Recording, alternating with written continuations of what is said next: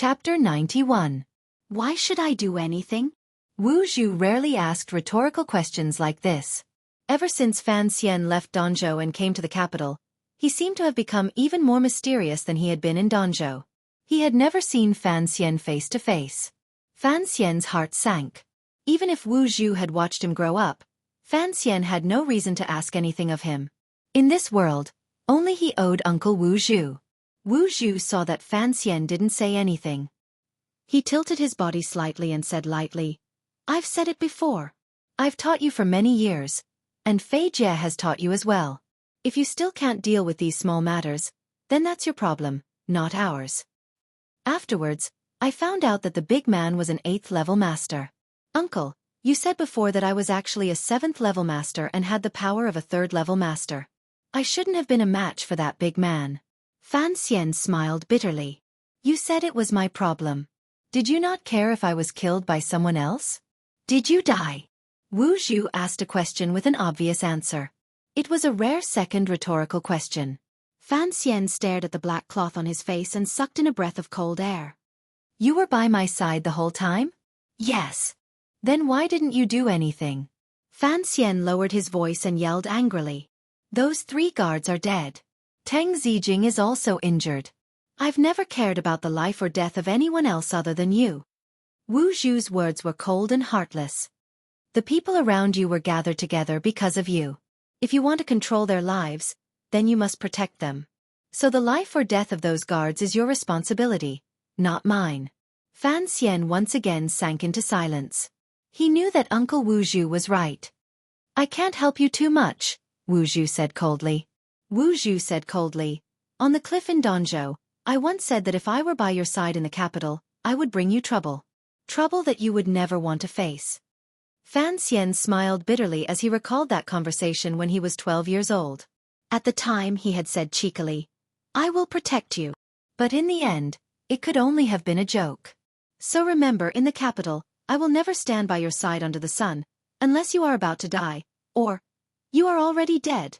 Wu Zhu continued to speak expressionlessly. Fan Xian didn't understand what a powerful warrior like Uncle Wu Zhu was afraid of, but he heard the decisiveness in these words. There was no room for negotiation, so he nodded his head sadly. Someone's coming, Wu Zhu said quickly, then disappeared into the darkness once more. The visitor was a guest, but one that Fan Xian did not want to see. Crown Prince Jing, Li Hongqing, walked in with a gloomy face. He sat down on the edge of the bed and growled in a low voice. Do you know what happened today? The envoy from Northern Qi refused to admit it, and the agitated imperial students almost destroyed the office of the Grand Herald. The office of the Grand Herald was the diplomatic organization of the Kingdom of Qing. It was responsible for the exchange of money and documents with Northern Qi, various small kingdoms, and Dongyi, as well as other related matters. Hearing that the office of the Grand Herald had almost been destroyed, Fan Xian smiled bitterly. These young people are really hot-blooded. But, of course, Northern Qi won't admit it.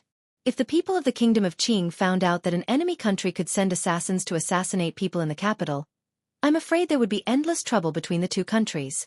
Li Hongqing smiled bitterly. Trouble has already begun. His Majesty has already issued an edict. The envoy from Northern Qi in Yanjing has been driven out of the city, even their luggage. Fan Xian laughed mockingly. Dealing with outsiders is quite fast. Hearing the other meaning in his words, Li Hongqing frowned. I've been coming to see you for the past few days. You haven't recovered from your injuries, so there are some things I can't say. Fan Xian sighed. I don't know which life I've owed you. I treated you to a meal, and then someone tried to assassinate me. After I came to the capital, I met you. You're the Crown Prince, and you've always been straightforward. Why are you so hesitant today? Li Hongqing blamed himself. This is my fault. No one would have thought that the Drunken Immortal Tavern was a spy from Northern Qi. He thought for a moment. Today, I'm here to express my apologies on behalf of the second prince. He was going to visit you personally, but as you know, the situation in the capital has been rather muddled because of the assassination attempt on you. So, it's not convenient for him to come rashly. He smiled bitterly. You should know that many people are still speculating that the second prince and I were the masterminds behind your assassination, and that we were only trying to frame the crown prince. Fan Xian looked at him with a faint smile. Li Hongqing laughed. You're looking at me so mysteriously. Am I supposed to admit that I was the mastermind? Fan Xian also smiled. He believed that this matter was not done by the second prince, because losing the support of the Fan Manor was a loss that the second prince, who already had no strong support in court, could not afford to lose. At least, the benefits he would gain from framing the crown prince were far, far greater. With great difficulty, Fan Xian sat up on the bed. The servant girl helped him pour a bowl of water to drink. Seeing the figure at the door, he couldn't help but curse in his heart. He was clearly injured so badly, yet he kept receiving visitors. How could this be considered healing? This was clearly suffering. This time, however, the visitor was a stranger. He introduced himself as an official of the First Bureau of the Overwatch Council. He was currently investigating the assassination case on Yolon Street. Because this case involved officials of the court, and because there were rumors of some unclear background, all the files had been handed over to the Overwatch Council. How should I address you? A servant had already poured a cup of tea for the Overwatch Council official. Fan Xian squinted at him. This was the first time he had seen an official of the Overwatch Council anywhere other than the time he had bravely charged into the council. The officials of the Overwatch Council all seemed to have a deathly aura about them. This feeling made Fan Xian think of that accursed teacher Fei Jie again. I am Mu Tai. The official's lips were as thin as iron, and his face was dark. Without any expression, he replied, A few days ago, you were seriously injured, so there are some questions that I have yet to ask. Today I have come to ask. Please cooperate. Fan Xian frowned. It seemed that this official didn't know about the secret relationship between Fan Manor and the Overwatch Council, which was why he spoke like this. I am tired. Let's talk another day. Mu Tai didn't seem to expect Fan Xian to refuse to answer his questions, and his expression turned ugly. Fan Xian waved his hand and asked curiously, The Council and the Ministry of Justice have already submitted the report. What else is there to ask? There are some things that are not clear. The official Mu Tai stared at Fan Xian's eyes. Fan Xian's heart jumped. He knew that the Overwatch Council was also suspicious of the archers, but what use was there in asking him? The only person he had offended in the capital was Guo Baoquan, the son of a mere civil official. He would not dare to collude with Northern Qi. As for the crown prince, that was something that even Fan Xian could not say. Fan Xian pulled out the token that Fei Jie had given him from under his pillow and tossed it over. We're all on the same side. If you have anything to say, just say it. Mu Tai's tea was untouched. He took the token and looked at it. His expression changed, and he rose from his seat. He walked over to Fan Xian and knelt on one knee.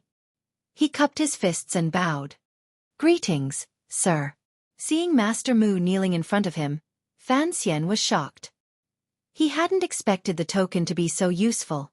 He had no idea that the token Fei Jie had given him was a commissioner's token, an existence that was independent of the 8 bureaus of the Overwatch Council. Aside from Director Chen Zhang's direct orders, the Overwatch Council had the same rank as the heads of the 8 bureaus. So when Mu Tai saw the token, he couldn't help but be shocked. Fan Xian gestured for him to stand up. He frowned. When will Master Fei return to the capital? This was the question he was most concerned about. Although Wan Er's health was improving, the root of her illness could not be removed. He didn't know how long she would have to endure it. Secondly, the situation in the capital was complicated. Uncle Wu Zhu was still a ghost, and his father was still polite. Deep in his heart, Fan Xian trusted Fei Jie, but he wasn't in the capital. Hearing this handsome young man ask about Sir Fei, Mu Tai was certain that he was a powerful figure in the Overwatch Council. A secret service organization like the Overwatch Council always liked to develop spies in the various manors and departments of the capital. It was clear that this young master of Fan Manor was one of them, and he was of a particularly high rank. Mu Tai replied respectfully, It should be a few more days. Have you found anything yet? Fan Xian stared at him. Mu Tai replied in a low voice. The council received the news too late, so the bodies of the archers were all cremated. In the end, they traced it to the City Patrol Division, and the trail was cut off. The City Patrol Division? Who cares about that? Jiao Ziheng. Mu Tai raised his head and looked at Fan Xian, curious that he didn't know Jiao Ziheng's identity. He replied,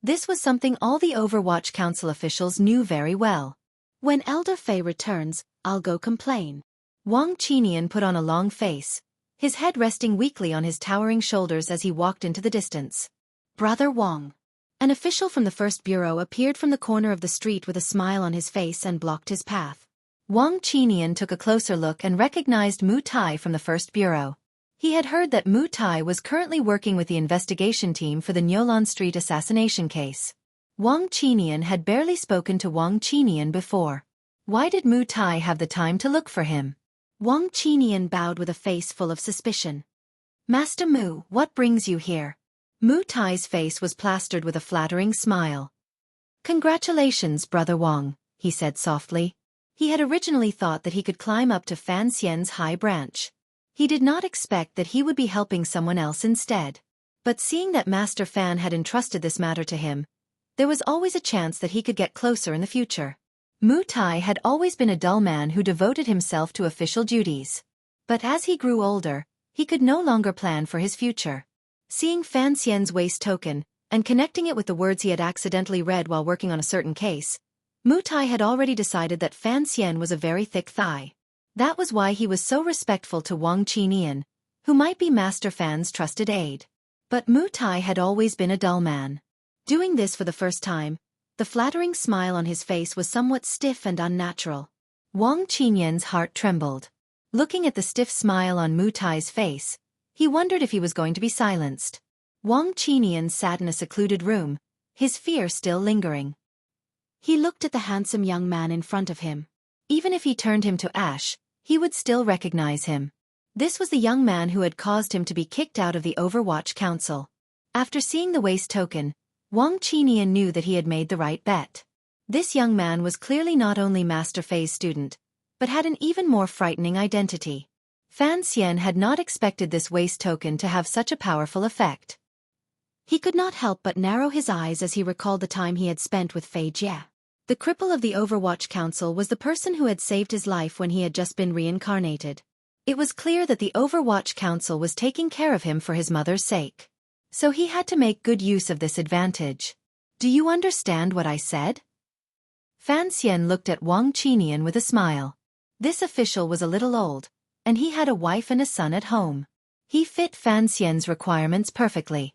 Fan Xian had no experience in commanding subordinates, so he had to learn everything along the way. That was why he wanted his first trusted aide to be someone he had met by chance, and someone who was not too ambitious. I understand, Master Fan. Wang Qinian smiled. His fingers unconsciously pressed down on his belt. Aside from a few pieces of silver, there were already a few banknotes. No, it should be Master Fan. I've only just entered the capital, so I don't have any capable subordinates. Master is also not in the capital. Fan Xian thought for a moment. I still have a trusted aide named Teng Zijing, but he is currently injured. I don't think he will recover for a few months. In the future, when he is well, I will arrange for you to meet him. Yes. Wang Qinian did not say anything unnecessary. This was much better than when Fan Xian had first entered the Overwatch Council. Think of a way to find some people. This was the first time Fan Xian had tried to do something like this, so he felt a little unfamiliar. He could only learn step by step. Can people like you and me be transferred from the council? Wang Qinian suddenly felt a little uneasy. Master, I actually just left the council. Fan Xian was shocked. Could it be that things were going so wrong for him? What is the reason? Wang Qinian gathered his courage and told him about the Overwatch Council's internal investigation. He also told him about the Temple of Qing. He purposely hid Fan Xian's identity, to show his foresight and prematurely loyal. Fan Xian frowned and asked, My current position is that of a commissioner. Can the power of a commissioner help you in this matter? Of course. Wang Qinian was overjoyed. He now knew that he was following someone who was destined to be extraordinary in the future. I just need to go through some procedures. Master, you can issue a warrant for me to return to my status as a member of the Overwatch Council, and then I can return to the council in a few days. Very well. Then I will take care of these matters immediately. Fan Xian looked at the old man and muttered to himself, wondering what use he would have for such a trusted aide. What is Master Wang's specialty? he asked gently. Tracking and concealment. As soon as Wang Qinian mentioned his specialty, his spirits rose, and he spoke with confidence and assurance. After listening for a long time, Fan Xian realized that he had run into an extraordinary person. Wang Qinian had been a lone thief in the northern part of the kingdom of Qing when he was young. He loved to travel between the dozen or so vassal states between northern Wei and the kingdom of Qing. He would sell the goods he stole from country A to country B, and then sell the goods he stole from country B to country C. Because he never revealed the origin of his stolen goods, and because he was naturally good at hiding his tracks, he had been able to safely conduct his business for several years. Later, the officials of the small vassal states grew angry and joined forces to surround him. He had no way to use his methods, and was forced to enter the kingdom of Qing. Unexpectedly, as soon as he entered the kingdom of Qing, he ran into Director Chen Pingping of the Overwatch Council, who had been planning the northern expedition with the emperor. He surrendered and became an official. Fan Xian looked him in the eye and said quietly, "See, Lily is being escorted back to the capital. Perhaps someone wants to intercept her, or perhaps someone wants to kill her. Whatever it is, don't worry about it. Just keep an eye on those people, and see who they meet in the end." He paused, a little embarrassed. "As you said earlier, you are good at tracking, but your martial arts are poor, so I had to come up with this stupid idea." Wang Qinian smiled. "When I was young, the council wasn't as big as it is now. Zhong Zhuai and I were the two best at tracking in the council. Later, he stayed by the director's side, and I became a little lazy, so I switched to a civilian job. But don't worry, master. Although I'm old, keeping an eye on a few people shouldn't be a problem. I have a lawsuit to attend, so I can't leave the capital. Otherwise, I would definitely go and see your skills." Fan Xian laughed. "Old Wang, I don't care about anything else. You have to take care of your old life first. That's the most important thing." After this matter was settled, Fan Xian hurried back to Fan Manor. Frowning, he asked his sister to fix his injured shoulder. He mixed some motherwort powder, which stopped the bleeding and regenerated muscle. It had a miraculous effect. He refused to let the doctors touch his wound.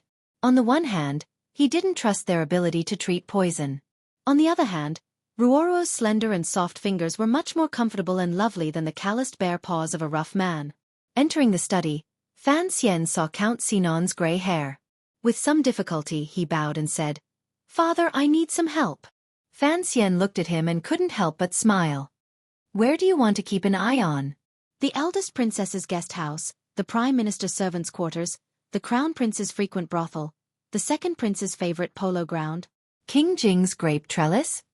Fan Xian shrugged. "You know I'm not very professional when it comes to these matters, so I need you to help me find some professional people. Then they can make a decision on how to find the person behind the scenes." Fan Xian raised his index finger and shook it. "We don't need professionals. You're right about that. But we need to make arrangements. A group of professionals, under the direction of an inexperienced person, will not be able to do these things well. Father, please advise me," Fan Xian said sincerely. Fan Xian looked at him, then lowered his head to continue reading. "Actually, the places you mentioned are already being watched. I'm just curious. You haven't been in the capital for long. How do you know about these places?" Fan Xian smiled. He knew that while his father was outwardly urging him to be patient, he had already begun investigating in secret. "It's easy to learn things by talking to the servants." Fan Xian didn't raise his head. His eyes were still on the book. "But you have to be prepared. The investigation in the capital won't yield any results." Fan Xian frowned. Fan Xian continued, "It still depends on Si Lily." He paused. "The two female assassins you killed, they seem to be the disciples of Sigu Jian of Dongyi. And I heard that Sigu Jian hasn't shown himself in Dongyi for a long time. You have to be careful." Fan Xian replied with worry, "If a great grandmaster focused on killing someone, who could avoid him?" Fan Xian nodded. "But you probably don't have the qualifications for him to make a move against you. Don't worry. This is just some useful information." 10 days later, outside of Zhangzhou, about 500 miles to the north from the capital, a group of people were heading south against the cold morning wind. They were people from the 4th Bureau of the Overwatch Council. After 1,000 miles of pursuit, They had finally captured Sea Lily before she could escape the Qing kingdom. They were going to take her back to the capital to be interrogated. The group had been heading south for a long time. In a few days, they would return to the capital. The leading Overwatch Council official handed a steamed bun into the prisoner's carriage. "Eat this." Sea Lily's face was haggard. Her long hair was a mess, and there was some dirt on her face. If Fan Xian had seen her now, he would never have guessed that she was the most popular courtesan in the capital who had shared a bed with him for a night. Sea Lily chewed on the hard steamed bun. She suddenly raised her face and gritted her teeth. "Even if you take me back to the capital, I won't tell you anything." The official looked at her, his eyes full of mockery. "You think we take you back to the capital because we want to find out something from you? I really don't understand. Do my colleagues in Northern Qi have nothing better to do? Why would they let an idiot like you stay in the capital?" Sea Lily was indeed a spy from Northern Qi, but she usually met people in the guise of a courtesan. What kind of man would coldly call her an idiot? With a trembling voice she said, "Of course I know what you don't want to know from my mouth, because if I tell you, I'm afraid the politics of the Qing kingdom will be in chaos for a while." The official said mockingly, "Actually, you had the best choice from the beginning. On the day of the assassination, you should have surrendered, instead of running away.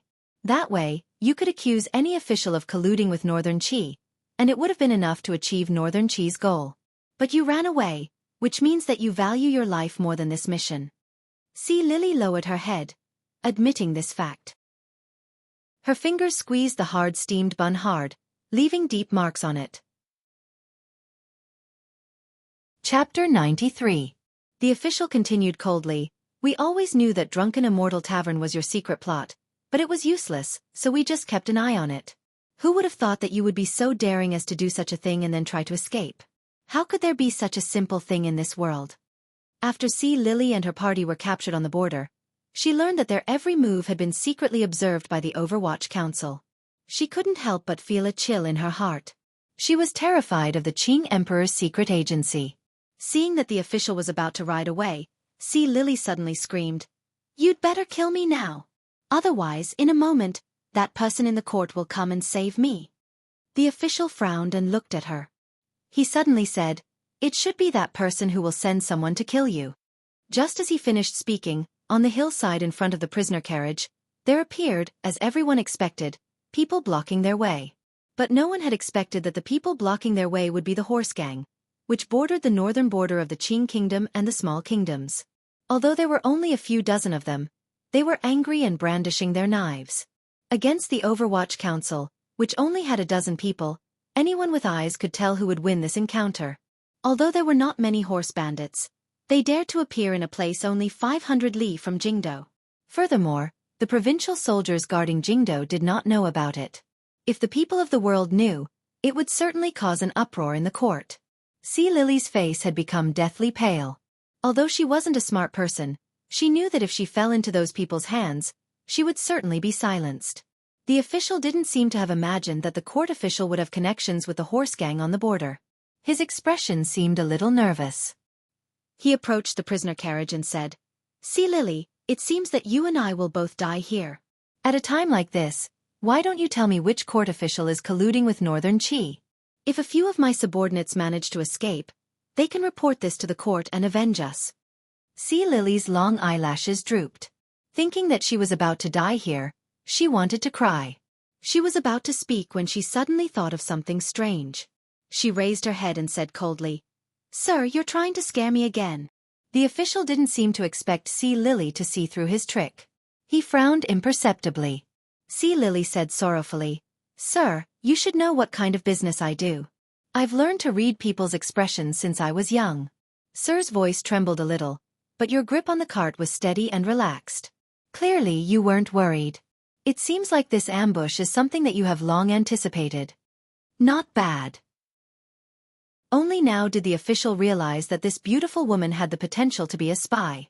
He smiled and said, "If we can't even guess something like this, then the Overwatch Council wouldn't be the Overwatch Council." While the two of them were talking, dozens of horses had already rushed down from the small slope. A silent murderous aura soared into the sky. This kind of formation was obviously not something that the horse gang should have. Around the prison carriage, The people of the Overwatch Council had already set up a semicircle of defense. However, there were too few people, so it looked sparse and pitiful. However, for some reason, in the face of the ferocious cavalry, these people's faces were filled with solemnity, as if they had already disregarded life and death. Hold! The leading official clenched his right fist and stared coldly at the approaching riders. His yell was in a neutral tone. If Fan Xian had been listening, he would have thought of the English word, hold, he often heard in movies in his previous life. The cavalry disguised as the horse gang came closer and closer. The leading official suddenly took a step back, straightened his right arm and roared, "Ready!" At this moment, the Overwatch Council soldiers, who had been in a semicircular defensive formation, suddenly changed their formation. They formed a sharp and sudden stance. Even more terrifying was that they had taken out hard crossbows from somewhere. Raising them level, they aimed at the riders in front of them. The distance between the two sides was too close. The leader of the cavalry had a strange look in his eyes. He pulled on the reins and sped up, making a turn and going around the front of the cavalry. To be able to suddenly accelerate and make a turn at such a high speed showed that his horsemanship was superb. Fire! As the leader of the cavalry pulled on the reins of his horse, the leading official of the Overwatch Council quietly gave the order. A volley of crossbow bolts flew out. Although they were not concentrated, the power of the springs made the bolts fly abnormally fast. They hissed in the air, sounding very frightening. There were a number of muffled grunts. The riders at the front were hit by the crossbow bolts and fell heavily to the ground. The riders at the back were ready to charge forward, but they did not expect the Overwatch Council to use repeating crossbows. This kind of repeating crossbow was a weapon that had only appeared in the world 20 years ago. The quiver could hold 8 crossbow bolts, and it was the most terrifying enemy of light cavalry. Seeing this formation and seeing the crossbow bolts coming at them, the cavalry suddenly panicked. They split into 2 groups and went around the prisoner carriage, preparing to take them in from the sides. If they had charged directly, perhaps the effect would have been better. But there were no ifs in this world. As they went around, a few more riders fell to the ground.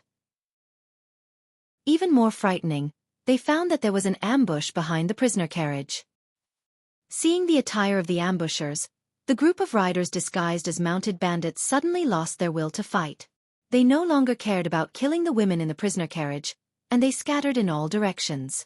Lying in ambush at the back was a group of riders dressed in black armor. It was the same group that Fan Xian saw when he opened his eyes in this world. When Director Chen Pingping of the Overwatch Council left the capital to deal with council affairs, His Majesty had specially approved the personal cavalry of His Majesty, the Black Knights. The Black Knights silently charged forward, like a pack of wolves tearing into a flock of sheep. They surrounded the dozens of riders disguised as bandits, and quickly killed them all. "Keep them alive! Keep them alive!"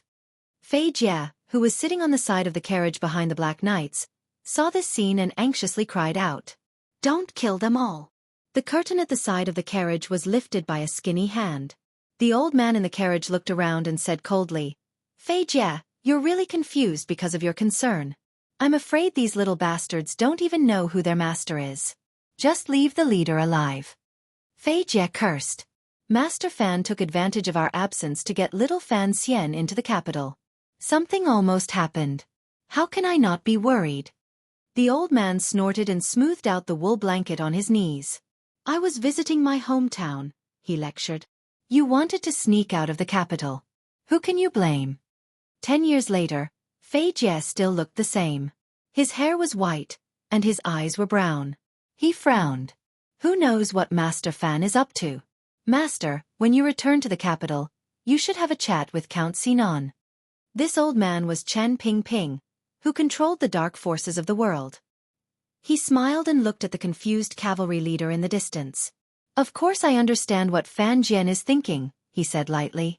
"But what he is thinking is simply nonsense. If you want these things, you might as well not have them." He repeated, "Might as well not have them." Just as the two of them were talking, the leader of the riders had long fled into the distance.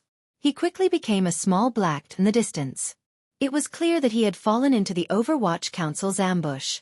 However, even in death, he did not understand why Chen Pingping, who was visiting his family in his hometown, would appear outside Songzhou in the north of the Qing kingdom. When he saw the Black Knights, he knew he had lost. Facing the sinister and ruthless director Chen, even his true master could only maintain his composure, let alone him. He had taken the initiative to escape, so he was farther away from the Black Knights. The Black Knights seemed to be tired after a long and arduous journey. After chasing for 2 li, they saw that the distance between them was getting farther and farther, and could only return to camp. Has Xueqi gone?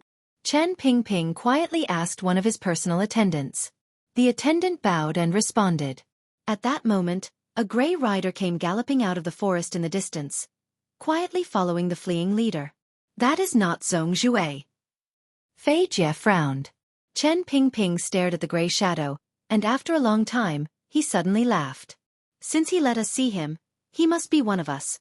To be able to maintain the same level as Xueqi, I remember there was such a person in the council many years ago. Wang Qinian? Yes. Chen Pingping smiled. It seems that the young man we were worried about has finally learned something. After sending Wang Qinian out of the capital, Fan Xian could not show his face in public due to his injury, so he went to less of the planned bookstore and lived a life of seclusion. But now, he had long become famous in the capital, especially those 2 poems that were completely inconsistent with his experience. They made him the center of controversy. Those who supported him saw him as a genius in the poetry world, while those who opposed him saw him as a representative figure who wrote new poems to express his sorrow. But no one knew that even these 7 words had been brought to this world by Fan Xian. There were also rumors of plagiarism in the dark, but 10,000 miles of sorrowful autumn is always a guest was too dazzling, and no one dared to stand out and say that they had written it, so this rumor had not been brought to light. But Fan Xian knew that such a day would come. Because Gua Baoquan's father was the minister of the Board of Rights, and the Gua family was associated with the literary world, Fan Xian had never been afraid of using the worst of intentions to deduce so-called scholars. Because of the coexistence of controversy and reputation, there were often scholars who participated in the poetry meetings at King Jing's manor, who would take the initiative to come to Fan Manor, in the name of visiting the young master who had survived a disaster. In reality, they were secretly handing over their poems, hoping to get a word or 2 from Fan Xian. Fan Xian always patiently received them, but he was very stingy with his evaluation of their poems. After all, he had long been prepared to leave the literary world and go into business like Zhang Xianliang. Moreover, he did not think he had the qualifications. He was only 16 years old, and was only relying on the wisdom of a sage from his previous life. Was he going to take in some poets? That was too absurd.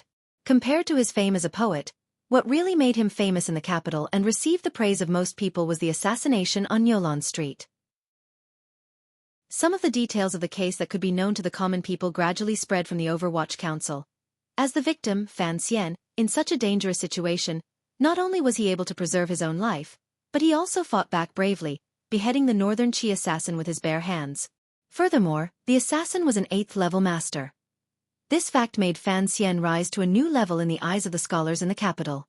No one said that he was an underground fighter for the Fan family anymore. Everyone was talking about the young master of the Fan family, who was skilled in both literature and martial arts, and who had bravely killed the Northern Qi assassin. To be able to compose a poem in 7 steps, and to be able to kill in 7 steps, that is Master Fan. Chapter 94. After the murder on Yolon Street, Fan Xian had been thinking about certain issues. Teng Zijing had already gone to the countryside to recuperate, and he didn't know if he would become disabled. The families of the 3 dead guards had received sufficient compensation, and even the relevant departments of the court had issued commendations. The guards were buried in the Fan clan's tomb on the outskirts of the capital. If Fan Xian could leave the capital, he would naturally pay his respects. The bloody facts had taught him that surviving in this world was not just a matter of romance. Naturally, it was not just about treating others to a meal. Therefore, he needed to have his own strength, such as Wang Qinian, Fan Xizha, and his own martial arts cultivation. Now that he was in the capital, he changed his meditation time from noon to night. Every time he was half awake, he always felt the zhenqi in the snow-capped mountain behind his back like a pool of warm water, cleansing every part of his body comfortably. Vaguely, it seemed that the amount and density of this zhenqi had increased to some extent. Fan Xian still felt it was somewhat inconceivable that he had been able to kill an 8th-level master while being harassed by the 2 female assassins. He had investigated the zhenqi flow of Teng Zijing and the other guards, and found that no one in the world practiced the same way as he did. This realization did not make him feel the slightest bit panicked. Since he could rely on a slender dagger and a sleeve crossbow to kill an 8th-level master, it proved that his Xueqi was very useful. He was different from the martial cultivators of this world. In his mind, there was no such thing as an unbreakable barrier between levels. The bloody puddle of water with the big man proved that as long as you were ruthless and accurate, so what if you were one of the 5 great grandmasters? But there was still no progress on the 2nd volume of the tyrannical scroll. Fan Xian's gaze fell on the box that had been casually tossed in the corner of the room. After coming to the capital, he seemed to have forgotten about the item his mother had left him. It seemed that he would have to find the key sometime. See Lily, an important suspect in the assassination case, had not yet been escorted back to the capital when an imperial edict flashed across the sky like a bolt of lightning. This edict, issued from deep within the palace, was about Fan Xian. In the context of the previous day, the content of this edict was particularly different. By the will of heaven, the emperor has decreed. The eunuch's lips kept moving, but he couldn't make out what he was saying. Kneeling in the main hall of Fan Manor, Fan Xian was afraid that the eunuch in front of him would spit on his face. Frowning, he looked at the increasingly wet bricks in front of him. Finally, the imperial edict was read out. Under Lady Lu's instructions, Fan Xian followed the rules. After shouting "Long live the emperor," he thanked the eunuch and accepted the imperial edict. Lady Lu handed over a banknote without the slightest hint of anger. Only then did the eunuch leave, satisfied. Where do we put this? Fan Xian asked Lady Lu, holding the imperial edict in his hands. We can't just keep holding it, can we? Lu Shi took it with a smile. Although the Fu often receives edicts, we can't say that it's just a toy. The Fu has a special room for it. Recently, Fan Xian and Lady Lu had maintained a subtle, superficial harmony between them. This was the result of the times, but neither side knew what would happen in the future. To tell the truth, I've also studied scriptures, but why can't I understand what that eunuch was saying? Returning to his bedroom, Fan Xian rebandaged the wound on his right shoulder. He looked at his sister, who was sitting at the table and looking at him with a faint smile. Eunuch Dai is from Yanwei, and his accent has always been difficult to understand. But these years, he often comes to the Fu to announce edicts, so I can understand a bit. Fan Xian hurriedly asked, what did the imperial edict say? Why was it given to me? Fan Ruoruo pursed her lips and smiled. Instead of answering directly, she said, actually, the palace has been rewarding the family for the past 10 years. Although father's title has been suppressed, my brother and I, and even Lady Lu, have all been rewarded. Now it seems that it's my turn. Fan Xian knew about these things. Even that little Fan Xizha had the title of Cavalry Commander of Grace. But this involved him, so he couldn't help but be curious. I haven't returned to my ancestral home. Even if the palace wanted to reward me, there wouldn't be a title. That's right. So this time, His Majesty's edict only said that in the last incident, you killed an enemy spy or something. That was a meritorious service to the country, and so you were specially made a functionary of Taichung Temple. Functionary of Taichung Temple. Fan Xian's voice was filled with surprise. Taichung Temple was the place where the patriarch worshipped the temple. Although functionary was only an 8th-level official, he could enter and leave the temple at will. Ever since he and Lin Wana had met, he had often guessed the identity of the noble who had worshipped the temple. Since it was Waner's elder, and Wana had grown up in the palace, it seemed that the noble must have been some important person in the palace. Perhaps it was the Empress Dowager or the eldest princess. But when he visited Wana a few nights ago, he knew that she was worried about the conflict of interest after her marriage, so he deliberately refrained from asking. Could it be that this edict contained some sort of meaning? Fan Xian frowned. If that important person was able to persuade His Majesty to make such an edict, it was to clarify what had happened in the temple that day. Then what was she thinking? Was it a show of goodwill? Or was it a demonstration? Fan Ruoruo saw him frowning in thought, and finally couldn't help but laugh. Pointing at her brother, she said, Brother, when it comes to you, you're always confused. The functionary of Taichung Temple is an official position that every princess must assume before they marry. Fan Xian suddenly understood, and smiled with some embarrassment. It seemed that the marriage had finally been decided. Then he remembered that because of his injury, he hadn't been to the royal courtyard for many days. Wan must have been very worried when she found out about the assassination attempt. He didn't know if her condition had worsened. Would she be worried? Fan Xian suddenly felt a little confused. That icy woman had a mother like that, and a father like that. Yesterday, I asked my sister to go there for me. Did you deliver the letter? He asked, suppressing the slight uneasiness in his heart. Fan Ruoruo calmly replied, Yes, she did. Sister-in-law listened to you, brother, and talked to that servant girl. Now she's secretly eating good food every day, and her body is recovering well. She was just a little worried when she heard about the assassination attempt. But yesterday I was in a hurry, and Yiling was by my side, so I couldn't write a letter. Fan Xian sighed, and didn't say anything. Fan Ruoruo was the person who understood Fan Xian the best in the world. Hearing him sigh, she knew what he was worried about. Romeo and Juliet. Ruoruo had heard her brother tell this love story when she was young, and she remembered it. Smiling, she encouraged him. Brother, you said that people should have the courage to pursue happiness. Fan Xian was very moved. He took his sister into his arms, and patted her slightly thin back. Don't worry. Those 2 people died from drinking poison, and the other committed suicide with a dagger. But your brother specializes in making poison and playing with daggers. It's very different. Are your injuries better? Seeing the young man jump in through the window, Lin Wanner felt sorry for him and let him lie down on the bed. Why did you come here when you're in such a bad shape? Fan Xian said bitterly, I was worried about you and worried about me.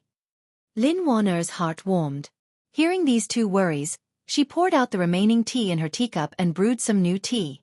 Bringing it to his lips, she quietly said, I listen to you. These days, I've been taking good care of my body. You have to take good care of yours too. Fan Xian took the teacup with one hand and blew away the white mist. How can a princess serve others? He asked gently. Lin Wanner bit her lower lip. If you make me angry again, I'll throw you out. Are you willing to? Fan Xian looked at her with a mischievous smile. I've decided. After we get married, we'll go to a villa in the Tsang Mountains for the winter. Fan Xian leaned against the bed and looked at his fiancée, who was looking at him with a face full of worry. He smiled. It's good for your illness, and I believe that before that, Teacher Fei Jie should have returned to the capital. Don't just think about me. Lin Wanner bit her lower lip. Her white teeth looked very cute against her red lips. What if something like this happens again in the future? Fan Xian couldn't remember how many times he had snuck into the boudoir in the middle of the night. The guards in the villa were truly unlucky. Not once had they discovered him, nor did they know that this pair of fiancé and fiancée were already so familiar with each other. Regarding this matter, Fan Xian had enough pride. Think about it, this was like a small palace outside of the imperial palace. In all of history, which thief could steal as much as he did? What else could have happened? Northern Qi isn't stupid. Since they've already been exposed this time, the court won't be fooled if they use the same method again. Lin Wanner said worriedly. I'm just afraid that there are some people in the court who would dare to attack you again because they'll use Northern Qi as a cover for future assassinations. Fan Xian had long known that his fiancée was a smart person. She had also grown up in the palace. Although she was loved by the Empress Dowager, she had grown up in a very complicated environment, so she knew more about officialdom than he did. Hearing her say this, he smiled and raised her soft chin, pinching it. Don't worry. I firmly believe that I'm the luckiest person in the world. Lin Wanner felt ticklish under her chin.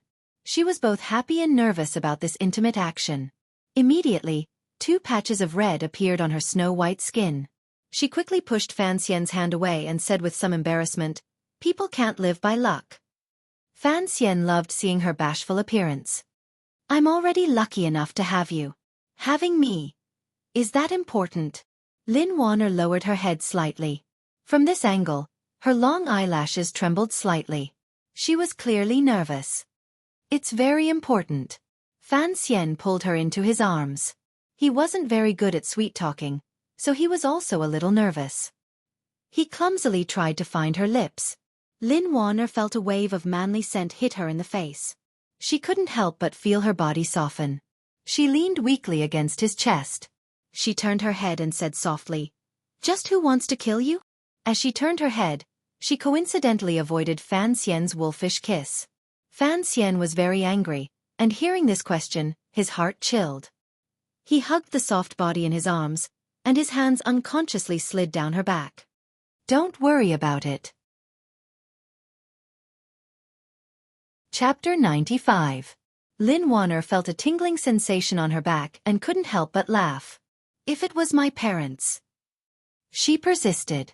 Fan Xian's hand, which had been enjoying the beauty of the woman in his arms, suddenly stopped.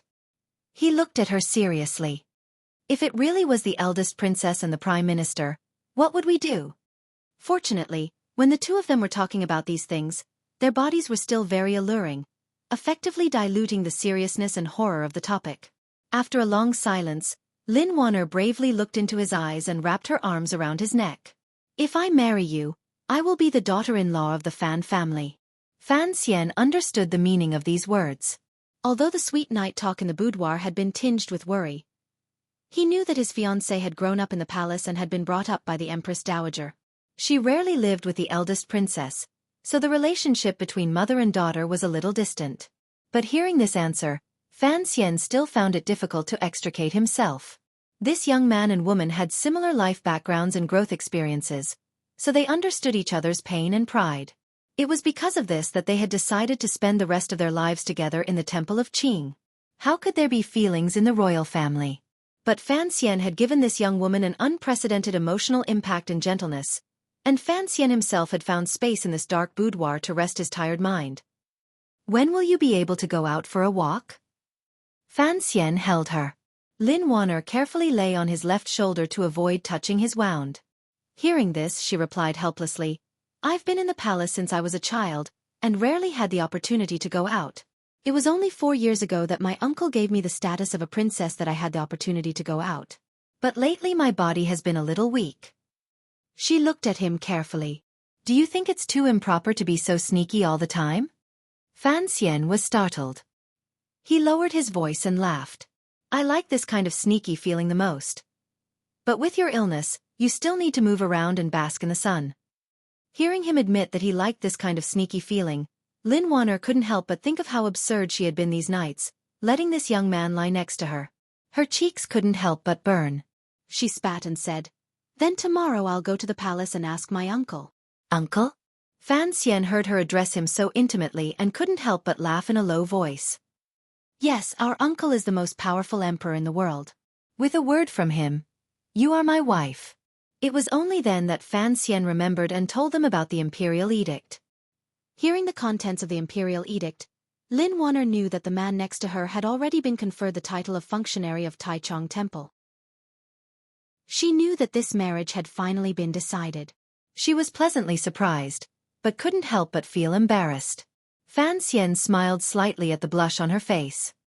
He thought to himself that this girl was gentle and intelligent, yet she was so shy. In the end, he still thought that the women in this world were the same as the women in his previous life. He never thought that he would climb the wall in the middle of the night. For a dignified princess, it was already a big deal. By the way, when we first met at the Temple of Qing, who were you with? With His Majesty, Lin Wanner replied curiously. Ah! Fan Xian thought of how he had brushed shoulders with the emperor, and couldn't help but feel something different. Since that person was His Majesty, then the ace who had exchanged blows with him was naturally the head of the palace guards. Thinking of how he had only spat out a few mouthfuls of blood after exchanging blows with the head of the guards, he couldn't help but feel a little proud. Lin Wanner saw the changing expressions on his face and became interested. She stared into his eyes and asked, What? Are you surprised? I can only blame myself for being stupid. I didn't think of going there. Fan Xian smiled bitterly. I always thought it was the Empress Dowager or the eldest princess. Alas, after coming to this world, if I didn't even see the emperor, it would be too much of a pity. Although I don't pay much attention to the outside world, I know that the Fan family is very favored by the emperor. If you want to see His Majesty, it won't be difficult. Besides, the girl lowered her head shyly. After the wedding, I will have to go to the palace to pay my respects to my uncle. Hearing the word wedding, and seeing the girl's shy expression, Fan Xian's heart skipped a beat. Holding Lin Wanner's left hand, he sneakily slid down, following her waistline all the way down. Finally he touched that soft and plump place. His heart skipped a beat, and gradually became lascivious. He rubbed his palm over and over again, only to feel smooth and soft under his palm. It was very pleasing. The reason why Lin Wanner had endured her shyness and allowed Fan Xian to accompany her in bed every night was because she realized that her elegant and refined fiancé was a gentleman. After so many days, he had only tasted her and left satisfied. He had never done anything too out of line. Only then did Lin Wanner relax, and in the depths of her heart, she felt inexplicably proud. She hadn't thought that today, after being injured, he would become lustful. So when Lin Wanner felt her buttocks being rubbed by that hand, she didn't react for a moment. She stared stupidly at Fan Xian for a few seconds, watching as the desire in his eyes grew stronger and stronger. Only then did she come to her senses with a soft cry. Her face was flushed red, and she reached behind her to pull away the other's perverted claws. Fan Xian had long since lost his mind. How could he let her go? He turned to the side and pulled her into his arms. His right hand was injured, so he wrapped his legs around the struggling girl like a large koala bear. He lowered his head and kissed her on her sandalwood lips. As soon as he touched her, it was moist and warm. After a long time, the two of them slowly separated.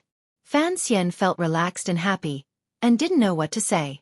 Lin Wanner's eyes gradually became misty, but they were hazy with tears. She was so embarrassed that she almost cried. Fan Xian looked at Lin Wanner's expression and was stunned for a moment. He didn't know what to say. He quickly smiled and explained, "I couldn't control it. I couldn't control it." "You're a bully." Lin Wanner sobbed, but she didn't dare to disturb the guards in the garden or the old nanny downstairs, so her voice was quiet. "When did I do that?" Fan Xian felt wronged. They were almost husband and wife, so what was wrong with a little intimacy?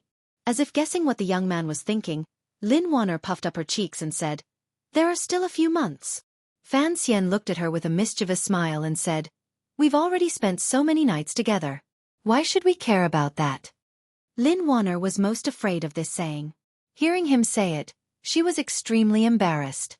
She clenched her fists and threw them at him, but halfway through, she remembered that he was injured, so she could only pull them back. Who would have thought that when she turned around, she would accidentally bump into something indecent? No matter how gentle and composed Wanner was, she knew what was going on. She couldn't care less about Fan Xian's injury. She pushed him away from the bed curtain. "Go back early. I'm still injured." Lin Wanner buried her face in the blankets, not daring to look at him. Fan Xian's gaze naturally fell. He looked at himself and said, "Then I'll come see you tomorrow." Lin Wanner pulled down the blankets a little, revealing her pitiful face. She begged, "Don't you have official business tomorrow?" "Ah, right. The bookstore opens the day after tomorrow." Fan Xian remembered that the people from the Overwatch Council had not returned to the capital yet. There was nothing to be found in the capital. Since that was the case, he might as well do what he needed to do. Sharpening a knife doesn't delay cutting people down. Could this count as one of his good qualities? He couldn't bear to bully this girl anymore, so he opened the window and prepared to leave. The moonlight shone in and shone on the bed, as well as on the sleeping servant girl. Fan Xian couldn't help but snicker. He wondered if this servant girl would grow fatter in a few days, since she slept so well every day. The next day, the bookstore opened for business. Dongchuan Road was bustling with people. Even the nearby Imperial College had a rare trend of truancy. The buildings on the side of the street were decorated with lanterns and streamers. The square front was completely wrapped in high-quality wood. It shone brightly in the jet-black darkness. It was truly a very bookish decoration. Unfortunately, there were too many people today, and the smell of sweat replaced the scent of books. Most of the people who came were here to see Fan Xian. Everyone was curious as to how the illegitimate son of Fan Manor, who had only been in the capital for a little more than a month, could do so well. They were even more curious as to why a noble young master who was skilled in both literature and martial arts would want to open a bookstore. There were many profitable businesses in this world, and selling books did not seem like a good way to make a living. Ever since the assassination, Fan Xian's view of life had changed a lot, so this bookstore did not hide behind the scenes. Instead, it stood out in the open and admitted that he and his brother were the owners of this bookstore. He also gave the bookstore a name, Danbo Bookstore. He also asked the crown prince to go home and have King Jing personally write the name. Only then did he make a horizontal plaque and hang it on the door. The people around him were suspicious as to what the bookstore's name meant. Fan Xian explained that it was Donbua, to show one's will. In fact, it meant, do not be troubled, do not worry, and do not lose one's will. He then threw out Zhuge Liang's phrase, do not be Donbua to show one's will. Without tranquility, one cannot go far. When the crown prince first heard this explanation, he was also shocked. He thought that Fan Xian was using this to confess to the people of the court that he did not want to meddle in anything, and that he was showing weakness in exchange for safety. In fact, only Fan Ruoruo understood her brother the best. She knew that Donbua meant that he had once drifted in Danzhou. Seeing that more and more people were gathering around, Fan Xian's forehead began to sweat. He muttered to the shopkeeper next to him, I was talking about advertising. The effect was a bit too good. How come there are so many people just opening today? Shopkeeper Yi is no stranger to the word advertisement. He laughed and said, I heard that the owner has Mr. Chao's manuscript in his hands. After the 68th chapter, we are the only ones to publish it. Just the reputation of Story of the Stone is enough to attract so many people. He paused, then laughed. Of course, everyone is mainly here to see you. They want to see what a young poet who can kill an 8th-level master looks like. Fan Xian was startled. I'm not 8 feet tall, and I'm not 8 feet wide. What's there to see? Chapter 96. Whether Fan Xian was willing or not, people came in droves to congratulate him. Perhaps it was because they had found a rare opportunity to get closer to Assistant Minister Fan, or perhaps it was because they knew that the emperor had already made Fan Xian a functionary of Taichung Temple, and that his marriage to someone in the palace was imminent. All the officials gave him face and sent their subordinates to congratulate him. Even the manors of the princes and dukes sent people to deliver gifts. On Dongchuan Road, there was an endless stream of sedan chairs, and the sound of greetings could be heard everywhere. Gift boxes almost filled the entire meeting room. The onlookers on the street clicked their tongues in wonder. It was just a bookstore, and yet it had caused such a commotion.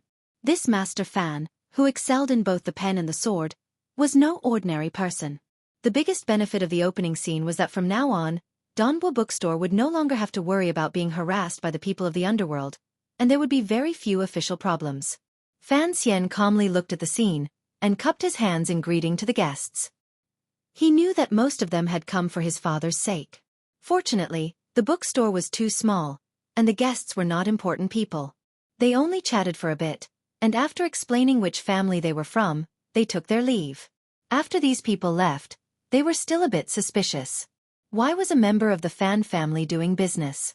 It should be noted that being a merchant was not a very honorable job. At that moment, Crown Prince Jing, Li Hongqing, finally arrived. The people on the street who knew who he was all bowed to him, and he returned their greetings with a warm expression, without a trace of the arrogance of a member of the royal family. His face was like a spring breeze, and he was very scholarly. Seeing him enter the store, some passers-by asked curiously, this Donbua bookstore has quite a bit of face. King Jing and the Fan family have always had a good relationship, don't you know? Fan Xian saw that he had arrived, and his heart trembled. Such a gentle person like the spring breeze was willing to rush forward for the sake of the second prince. What kind of person was the second prince? He smiled and shook his head, driving all these thoughts out of his mind. He walked out of the store. He still wanted to have a simpler relationship with Li Hongqing. The two of them entered a quiet room in the back. Li Hongqing looked around at the decorations and sighed. Looks like you really did invest a lot of money. I only took 1,700 taels of silver. Fan Xian poured him a cup of tea. Small business, not worthy of the crown prince's attention. Li Hongqing accepted the tea and shook his head. You people of the Fan family are the best at making money. This is something all the officials know. But Count Sinan earns money for the court, while you earn it for yourself. It's not the same. Fan Xian smiled. When you earn money, you have to pay taxes to the court. Even if you earn some for yourself, you can't keep it in your hands and let it rust. If you take it out and use it, you'll be helping other people's businesses. If other people's businesses are doing well, the court will pay more taxes. Therefore, no matter where you do business, as long as you can make money, The money will eventually go to the imperial court, and in the end, it will be used on the people. Li Hongqing was a little confused, but he seemed to understand a little. He clapped his hands and sighed in admiration. Just a few words, but they seemed to make a lot of sense. The court has always respected agriculture and restrained commerce. I was wondering why you chose to make a living like this, and whether you had no intention of becoming an official. So that's how it is. Fan Xian felt very embarrassed. In his previous life, when he wasn't sick, he could only score from the bottom in political economy. It was just idle chatter. How did it become sense? He quickly stopped and changed the subject. All right. What career? I only wrote 2 crooked poems. I'm going to be a deserter in next year's competition. Li Hongqing, who had been troubled by Fan Xian's strength of character for a long time, finally used his fan again in front of him. He incessantly fanned his neck and laughed. If you write a crooked poem, how are you going to let those people in the Imperial College live? Look, there were so many students outside who wanted to pay their respects to the great poet Fan. If it weren't for your servants blocking the way, I'm afraid it wouldn't have been so peaceful. Fan Xian's face was full of worry. Those students of the Imperial College, some of them old enough to be my grandfather, still call me a student. I can't take it anymore. Li Hongqing laughed and pointed his fan at him. Your face is full of worry, but your words are so mischievous. You really are an interesting person. Fan Xian rolled his eyes. What was so interesting about him? He asked. I troubled you to write these words. When will you take me to your manor to pay my respects to the old man? Li Hongqing was startled. He remembered that the young man in front of him didn't even know that his father had met him before. He smiled and didn't point it out. He was ready to laugh at the young man of the Fan family in the future. Whenever you want to go, go. There's no need to say anything to me. Crown Prince Jing, Li Hongqing, had always felt that Fan Xian was far more mature than he had been at 16 or 17. He wasn't impervious to praise or humiliation, but at least he was unusually calm. He had always wanted to see through Fan Xian's calmness. Suddenly, he clapped his hands. Right, I forgot to congratulate you, brother Fan. Fan Xian was startled. He didn't know what to congratulate him about. Li Hongqing stood up. Congratulations on receiving the position of functionary of Taichung Temple. The birds at the gate are chirping. You must drink with them. Fan Xian laughed. So that's what it is. You should have known about it a long time ago. In the past, it was only a rumor in the palace. It didn't come to pass, so of course it doesn't count. Li Hongqing seemed to be thinking of something, and his brows suddenly furrowed. He suddenly thought of something. The second prince, and he had always thought that even if the Fan family didn't side with him, they wouldn't stand on the side of the crown prince. But they seemed to have overlooked a very important issue. After Fan Xian got married, his wife was the illegitimate daughter of the prime minister. It was hard to say that she wouldn't slowly lean towards that side. So he suddenly lowered his voice. See, Lily is going to be escorted back to the capital. Perhaps we'll be able to find out who is colluding with Northern Qi. Fan Xian had no idea that in the blink of an eye, Li Hongqing had thought of so many things. He was slightly startled, and then smiled bitterly. I'm just an ant. I just hope that the nobles in the court don't care about me. Li Hongqing looked at him. He knew that Fan Xian wasn't telling the truth, but he didn't point it out. He smiled. In short, it's the same as when you beat up Guobaokuan. If you need me to do anything, don't be shy. Of course, Fan Xian replied. Then he changed his mind and said something else. I plan to open a tofu shop in the south of the city. Are you interested in buying a share? Li Hongqing was drinking tea and almost swallowed it. He tidied up his clothes in a fluster. A tofu shop doesn't make much money, he said. At least a bookstore makes money from books. That's sour money. Fan Xian chuckled and ignored him. He thought that he would wait until the time came to deliver the freshly squeezed soy milk to the prince's manor. When he was in Danzhou, he had eaten a lot of tofu, but because of the different eating habits of the seaside, he rarely drank soy milk. After coming to the capital, he had drunk it a few times, but he always felt that there was too much residue. He didn't know if it was a problem with the process, so he decided to improve it. At dusk after school, Fan Xizha finally sneaked in through the back door. After being taught a lesson by Fan Xian last time, He had also taught a lesson to his schoolmate. He felt good, so going to school didn't feel like a chore. But today was the opening of the bookstore. From choosing the location to choosing the paper, from hiring the shopkeeper to setting the price, everything had been handled by him. He couldn't help but be nervous, so he came early. As soon as he entered the bookstore, he sighed for not being able to see the grand scene of the day. Then he dove into the accounts room. Fan Xian drank tea and waited for him. After a while, Fan Xizha walked out, his face full of confusion and innocence. Fan Xian was shocked. "What happened?" he asked. Fan Xizha mumbled for a long time. Finally, he caught his breath and scolded, "We earned a lot more than we thought." "Ha! Is that so?" Fan Xian had thought that it would be good to have some business on the first day of the store's opening. He hadn't expected this. He took the account book from his brother and looked at the figures. His heart couldn't help but tremble. Not to mention the fact that the detailed edition of Story of the Stone had sold more than 80 copies. Even the collection of classics and histories that Wansong Hall had asked to be printed on their behalf had been bought by many scholars.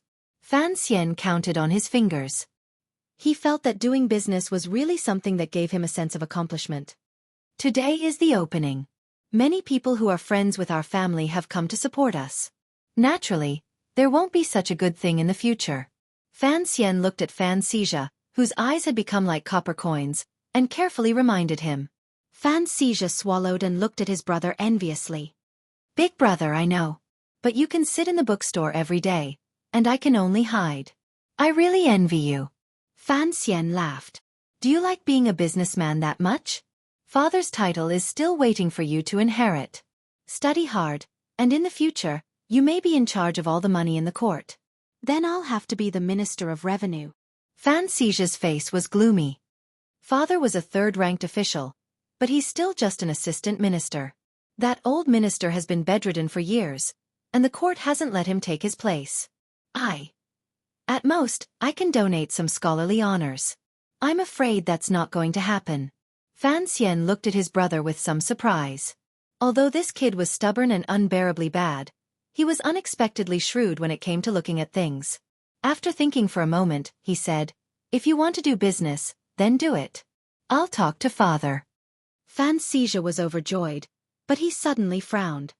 But what about mother? Fan Xian's heart skipped a beat. He thought of Lady Lu, whom he hadn't thought about for a long time. Fan Manor in the capital seemed to be happy and harmonious, but who knew how long this seemingly wonderful situation would last? Chapter 97. Fan Xian held Xizha's hand as they walked out of the bookstore. Suddenly, he thought of something. He turned around and said to shopkeeper Yi in a sincere tone, "About the matter we talked about a few days ago, I would like to trouble you to arrange it." Shopkeeper Yi did not understand why this young master was interested in the survivors of Qingyu Hall, but he still nodded in agreement.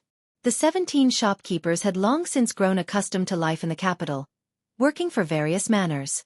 Although they could not run their own businesses, their lives could be considered wealthy. Fan Xizha asked curiously, "Big brother, what arrangements?" "Do you know what kind of place Qingyu Hall is?" "Of course I do." Fan Xizha had offered a large sum of money to hire this shopkeeper Yi, so of course Fan Xizha knew about him. He said, "These are the shopkeepers of the Yi family." "If I could run a business and have a group of capable people, how great would that be?" Fan Xian was startled. He increasingly felt that he had been too careful. It seemed that the name of the Yi family had long since become a thing of the past. The people of the capital no longer saw it as some sort of taboo. When he boarded the carriage that had come to pick him up, he found Ruoruo waiting inside. Fan Xian blamed himself. "If I had known you were coming, I would have come out earlier." Fan Xizha looked at his sister and felt an inexplicable fear. "I just came to take a look. This business has nothing to do with me. Don't tell father." Hearing this, Fan Ruoruo's originally indifferent face showed a trace of a smile. "We're all family. Who would want you to be flogged?" Dongchuan Road, which had been noisy during the day, was now quiet. Fan Manor's carriage rattled toward the eastern part of the capital. That was the home of the 3 boys and girls in the carriage. The sun was setting, and the carriage's shadow was long. It slid forward on the flagstones of the street, bouncing up and down as the flagstones rose and fell. It seemed as if it were struggling to escape the coolness of the flagstones and plunge into the fiery red of dusk. It was still the same old saying. Fan Xian felt that his current family life was quite happy. Happiness was such a thing. Since he had already grasped a few strands of hair in his hands, he had to hold on tighter. So Count Sinan, Fan Jian, was constrained by his official status and was unable to find out the truth of the assassination attempt against him. So he had to endure it for now. However, Fan Xian was currently a free and unfettered person, so he had no misgivings. In order to complete the 3 goals of his rebirth, he could not accept being in an unsafe environment. In his previous life, the United Nations had once said that people should have the freedom to be free from fear. Although Fan Xian did not understand politics, he thought to himself, even if I wear it, I still have human rights, right? Wang Qinian sat at the table, his face ashen. He had rented this house with Master Fan's banknotes before he left the capital. It was in an inconspicuous location, and no one should have noticed it. Fan Xian quickly pushed the tea over and said, "You've worked hard." Seeing him use honorifics, Wang Qinian didn't dare accept it. He hurriedly reported the mission. As you expected, when Si Lily and her party returned to the capital, they were intercepted. However, the council was prepared and defeated the enemy in one fell swoop. According to Master's orders, after leaving Cangzhou, I have been following the troops in the council. Those people who tried to intercept us were disguised as horse bandits, but looking at their movements, they should be soldiers. Fan Xian was startled. How did the military get involved? He carefully asked, "Is it the provincial government army or what?" "I'm not sure." Wang Qinian thought for a moment then said, "According to Master's orders, we only followed them. In the end, we discovered that the leading officer had escaped to Wuzhou." "Wuzhou?" "Correct." That night, the officer met with the Wuzhou army. Wang Qinian suddenly remembered that there were some things he had to explain. He quickly said, "Actually, there was someone else who followed them with me." "Who?" "Zhong Zhuai." Fan Xian suddenly understood. "You once said that Zhong Zhuai, who was as famous as you were back then. Didn't you say that he was always by Master Chen's side?" He suddenly understood. It seemed that, like him, the Overwatch Council was also using Si Lily to track down clues behind the scenes. "Yes. That day, I saw Director Chen's carriage from afar. The Black Knights were also there. Otherwise, there was no way they could have resisted the cavalry." Wang Qinian was a little embarrassed. "Master Fan, since the council is already investigating, should we continue?" Let's not rush into this. Who in the court is the Wuzhou army subordinate to?" "They are very careful. The army officer's surname is Feng, and his first name is Xiao. He doesn't have much of a background, but he is a distant relative of General Feng of the City Patrol Division." Fan Xian furrowed his brows in thought. The City Patrol Division must have played a dishonorable role in this matter. But how should he dig further? In other words, should he really continue digging? If too many important figures were involved, it would be difficult to clean up the mess. He, who had been promoted by the court as a heroic figure, might be forced to play another role. He took a deep breath. His lips were a little pale. "When will Si Lily arrive?" he asked quietly. "Tomorrow." Wang Qinian looked at him and suddenly said, "The director is also returning to the capital tomorrow. Master Fan, should we first ask for the director's permission before asking for Si Lily to be interrogated?" "What about Master Fei?" "I don't think so." Hearing that Fei hadn't returned to the capital, Fan Xian was a little disappointed. But thinking that Chen Pingping would be returning soon, his spirits rose. The Overwatch Council had been created by his mother. Although so many years had passed, people's hearts would always change. But the scene he saw when he was born into this world, and his teacher's careful teaching, made Fan Xian believe that the Overwatch Council was not an enemy or a friend. It was one of his own. At this moment, he felt like a motherless child who was being bullied, and suddenly a large group of burly uncles came to help him fight. The little fellow wiped away the dirty tears on his face as he thought, "*CKU, who else in the capital would dare to bully me in the future?" At that moment, Wang Qinian suddenly laughed. "Congratulations, Master." It seemed that even he, who had just returned to the capital, knew that Fan Xian had become functionary of Taichung Temple. It was just that most people didn't know who he would marry in the palace. Fan Xian smiled helplessly and didn't say anything. There was a saying in the officialdom of the Kingdom of Qing. There is nothing in the world that the Overwatch Council can't find out, even if it's the silver you hide in your chamber pot. Fan Xian also believed this. Although his father's subordinates hadn't found any clues, if there was anyone in the world who could find out, it had to be Chen Pingping. For the sake of safety, Fan Xian had Wang Qinian temporarily stop his activities. He only had him arrange for some people to closely follow the council's every move. The entire officialdom reacted to Director Chen's return to the capital. It was said that the night Chen Pingping returned, he was summoned to the palace by the emperor. After a long night of discussion, the emperor let the tired Chen Pingping return to his manor. The civil and military officials were envious of Chen Pingping's undiminished royal favor, but they also silently cursed that the old man had fallen ill from overwork and should have retired. While the director was in the palace, the Overwatch Council's operations were carried out in an orderly manner. That night, a large group of officials from the First Bureau of the Overwatch Council broke into the city patrol yamen with a murderous aura and began to search. Another group headed straight for the manor of the general in the south of the city. On a tall tree outside the brigadier general's manor, Fan Xian held the branch firmly with both hands. The zhengqi in his body slowly flowed, quietly disappearing into the dense foliage. His eyes were cold as he looked at the chaos in the manor. Not long after, the operation was over. The disappointed officials of the Overwatch Council retreated from the back courtyard, bringing with them a disappointing result. General Feng Darren of the city patrol had committed suicide to escape punishment. Just an hour before the Overwatch Council arrived, he had hanged himself from a beam. Fan Xian sighed and waited for the crowd to disperse before slipping down the tree. Walking on the quiet night street, he was still thinking about this matter. Feng Darren was a military general. Even though his collusion with Northern Qi had been exposed and he had chosen to commit suicide, pulling out a knife and cutting his own throat seemed to be more in line with a martial man's personality. His death by hanging was too full of resentment in the palace. It was probably not something he was willing to do. His heart jumped, and he could no longer restrain himself. He went to the address Wang Qinian had left him. The Wang family's house was in an ordinary alley in the south of the city. At night, the men would lie outside in the shade and sip tea, but the wives of the wives would be locked up. Fan Xian walked along the street inconspicuously, found the right place, and disappeared into the dark corner of the alley. Although Wang Qinian was a low-ranking official, he was still a member of the Overwatch Council. The reason why he seemed so poor after his resignation was because he had used all his savings to buy this small courtyard.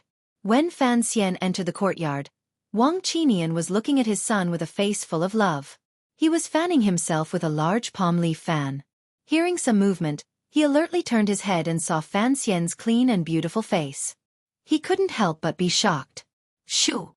Fan Xian gestured to him and quietly followed him to a quiet place. Wang Qinian didn't think that after reporting to the young man earlier in the day, Fan Xian would immediately come looking for him again. With a face full of suspicion he asked, "Sir, what happened?" Fan Xian told him about Feng Darren's suicide. Wang Qinian frowned. They acted quickly. This is going to be difficult. Take me to the prison. I want to see Lily, Fan Xian said. The council is investigating. If we interfere now, won't it cause a misunderstanding? Wang Qinian was more thorough in his considerations than Fan Xian. Fan Xian thought for a moment then said helplessly, Sir Chen has been summoned to the palace. I'm afraid something might happen in the prison. Wang Qinian thought that he really had to hurry. Sir, he said respectfully, it's best if you don't get involved in these matters. Let me handle it. Fan Xian shook his head. Let's go together. To tell the truth, he had always been curious about the Overwatch Council's prison. Of course, he was also curious about Lily. It was already night in the capital. In the darkness that was as thick as ink, there was a sprinkling of light. The Lujing River was the brightest, followed by the alley. And the darkest place among the ink was the Overwatch Council. That night, Wang Qinian led a mysterious man in a gray robe into the Overwatch Council's prison. Chapter 98. Because the Overwatch Council was directly under the command of the Emperor, the Kingdom of Qing's celestial prison was not in the Ministry of Justice, nor was it in the Supreme Court. Instead, it was here, where serious criminals were kept, and security was particularly tight. The celestial prison was not far from the Overwatch Council, just around the corner. If anything happened, they could immediately provide assistance. Wang Qinian, at least on the surface, was no longer a member of the Overwatch Council. But with the token in Fan Xian's hand, the two of them easily gained the trust of the guards and entered the celestial prison. The two iron doors of the celestial prison opened without a sound, without the eerie grinding sound that Fan Xian had imagined.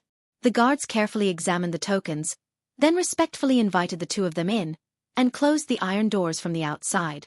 Behind the iron doors was a long corridor leading downward, lit by dim oil lamps on both sides. The stone steps were slightly slippery, but there was not a speck of moss on them. It seemed that they had been carefully taken care of. As they walked down, they saw a guard every few steps.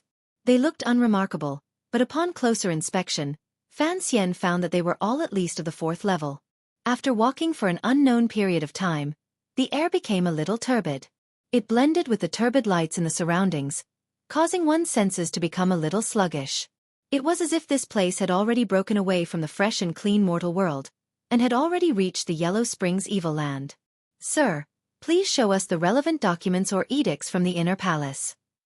A muddy jailer glanced at Wang Qinian. Wang Qinian was very respectful to the jailer, and handed over Fan Xian's token. The head jailer looked very old. The wrinkles on both sides of his cheeks had been squeezed into ridges. He took the waist tag and looked at Wang Qinian with a strange expression. "Little Wang, you've been promoted?" Wang Qinian respectfully stepped to the side, revealing Fan Xian, who was completely covered in a gray robe. "Today, I accompanied this sir to the trial." The jailer realized that he could not see their faces clearly, but he knew the weight of the token in his hand. He nodded, took out a key from the table, opened the door next to him, and waved for the two of them to enter. Fan Xian frowned, wondering if he would have to ask Si Lily through the bars. He did not want to expose his voice in front of too many people, so he turned around and gave Wang Qinian a look. Wang Qinian smiled and shook his head. Seeing the metal door close behind him, Fan Xian asked curiously, "Why are you afraid of him?" Wang Qinian frowned and said, "He was the former head of the 7th Bureau. He spent his entire life in prison. When it was time for him to be released, he would rather come back and continue to be a jailer. He said he liked the smell of blood here. Tell me, how could I not be afraid of such a person?" Fan Xian shivered and thought to himself that the Overwatch Council was indeed a nest of freaks. Back then, his mother had paid for such a monstrous organization. He really didn't know what she was thinking. Following their previous directions, the two of them easily found the cell where Si Lily was being held. Looking at the beautiful woman behind the bars, Fan Xian frowned. A weak woman locked up in such a frightening place, yet her sitting posture and expression remained calm. It seemed that she had been trained in Northern Qi. But then he immediately thought that Si Lily was not a truly powerful figure. Otherwise, she would not have fled the capital at the beginning. Instead, she would have walked right into the trap and carelessly attacked a few important figures, making the Qin court uneasy every day. Fan Xian did not know that his reasoning was exactly the same as that of the official who had escorted Si Lily back to the capital. He took off the gray robe covering his head and looked at Si Lily. "Miss Lily," he said gently. Si Lily had long known that someone was coming. She had just arrived in the capital today, and someone had already come to interrogate her. It seemed that she was very important, so she deliberately put on an indifferent expression. But she had not expected it to be Master Fan. Master Fan.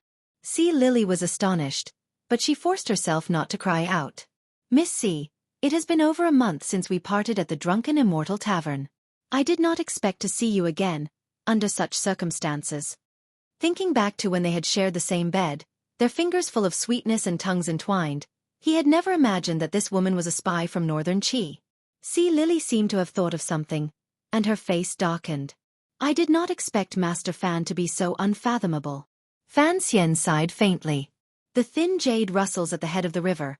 The wind is clear and the dew at night is autumn. The immortal steed stands by the side, all first-rate in the world. I had thought that even if you and I had only coincidentally met on a reverse journey, it could still be considered fate. I really do not understand why you would have the heart to do such a cruel thing to me. This poem had been written by Qian Weiyan in his previous life. To Zhu Sai, it was about being virtuous and free from vulgarity. Fan Xian thought that since Sea Lily was famous in the capital, and had always been known as a talented woman, and had always lived under the loving gazes of the people, she should have been virtuous and virtuous in her bones. At this moment, he deliberately sighed in order to weaken this female spy's will. Unexpectedly, Sea Lily slowly lowered her head, as if she had not been touched. Fan Xian sighed again. You are a beautiful woman, yet you have become a thief. Sea Lily smiled sweetly. She was indeed as beautiful as orchids. For you to enter this prison to see me, I presume your identity is not simple. We all serve our masters, so what need is there to say? Fan Xian had finished sighing with his deadly poem, but it had been of no use. He smiled bitterly, thinking that not every woman could be so easily intoxicated by such a scene. He had been a little too absurd. He steadied his mind, and a small medicine bottle appeared in his hand. He threw the bottle in and said coldly, "This is poison. Someone will come to extort a confession. If you don't want to suffer, swallow it yourself." The small medicine bottle rolled on the hay and stopped next to Sea Lily. Sea Lily picked up the small porcelain bottle and held it tightly. She had never imagined that the gentle and amiable Fan Xian would, in the blink of an eye, become a demon tempting her to die. If she had wanted to die, she would not have fled the capital in the first place. Fan Xian had calculated this. He looked into her eyes and said softly, "Since you want to kill me, should I still cherish you? Your thinking is too absurd and laughable. Since I have pointed out a path for you to suffer less, why don't you thank me? How can someone so afraid of death be worthy of being a spy?" Sea Lily gritted her teeth in anger. She raised her head, full of hatred. Her deep eyes pierced through her slightly messy hair and stared at Fan Xian's face. Fan Xian's face was calm. "There's no need to talk about risking one's life. Actually, you are not stupid. You know that even if you confess to the high-ranking officials of the court who colluded with Northern Qi, you will still die in the end, so you might as well grit your teeth and not say anything." Sea Lily suddenly felt that Fan Xian's voice was getting further and further away, softer and softer, but also more and more terrifying. "I am not a person of the court. I simply want to find that person and get my revenge. I am willing to make a deal with you. Other than believing me, you have no other choice," Fan Xian said lightly. Fan Xian said lightly, but his tone was incomparably sinister. His voice grew lower and lower, as if he was talking to himself. "I am a person who does not mind using torture on women because you wanted to kill me first. At the same time, I am a feminist. I believe that in a battle of life and death, men and women are equal." After all, he had been digging graves since he was a child. His elegant appearance could not completely hide the gloominess and terror that occasionally erupted from his bones. Wang Qinian silently left to get the prison head to open the door, and at the same time, to prepare the relevant instruments of torture. The screams of countless weak women rang out in the dark and gloomy prison. After a long time, Fan Xian frowned slightly and looked at Sea Lily, who had fainted on a pile of hay. He looked at her bloody fingers, without a trace of emotion on his face. On the other hand, Wang Qinian, who had been silent all this time, felt a little strange. He could not believe that such an elegant and refined young master could remain so calm after witnessing such a terrifying scene of torture. He really did not know how much coldness Fan Xian hid under his gentle face. For torture to be effective, it would take at least 5 days.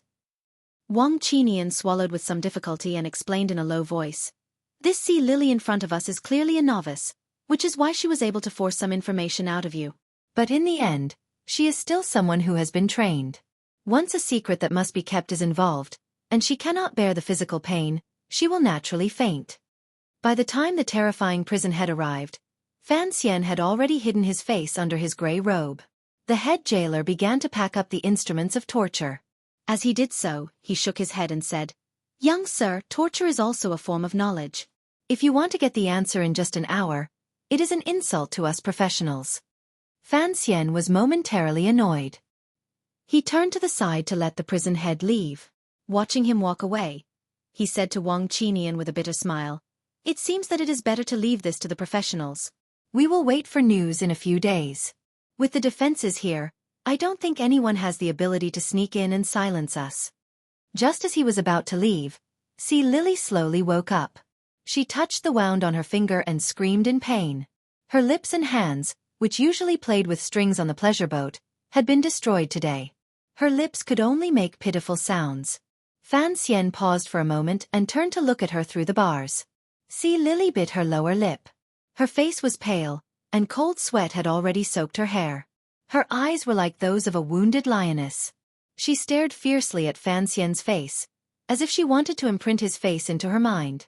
Fan Xian stood silently and looked at her. Wang Qinian tactfully took the initiative to put some distance between them. Put away the medicine I gave you just now. Next time, if you really can't stand the torture, take it. Fan Xian used death to test her for the second time. His tone was very indifferent. Sea Lily could no longer hold back her tears. She looked at him with hatred in her eyes.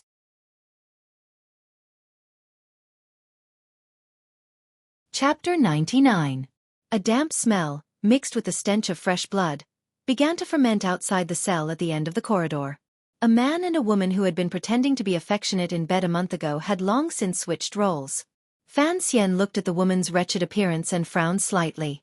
At first, he thought he would be like what was written in the novels of the Ming and Qing dynasties, having a wonderful time with this woman, or perhaps like Bai Letian, taking her home.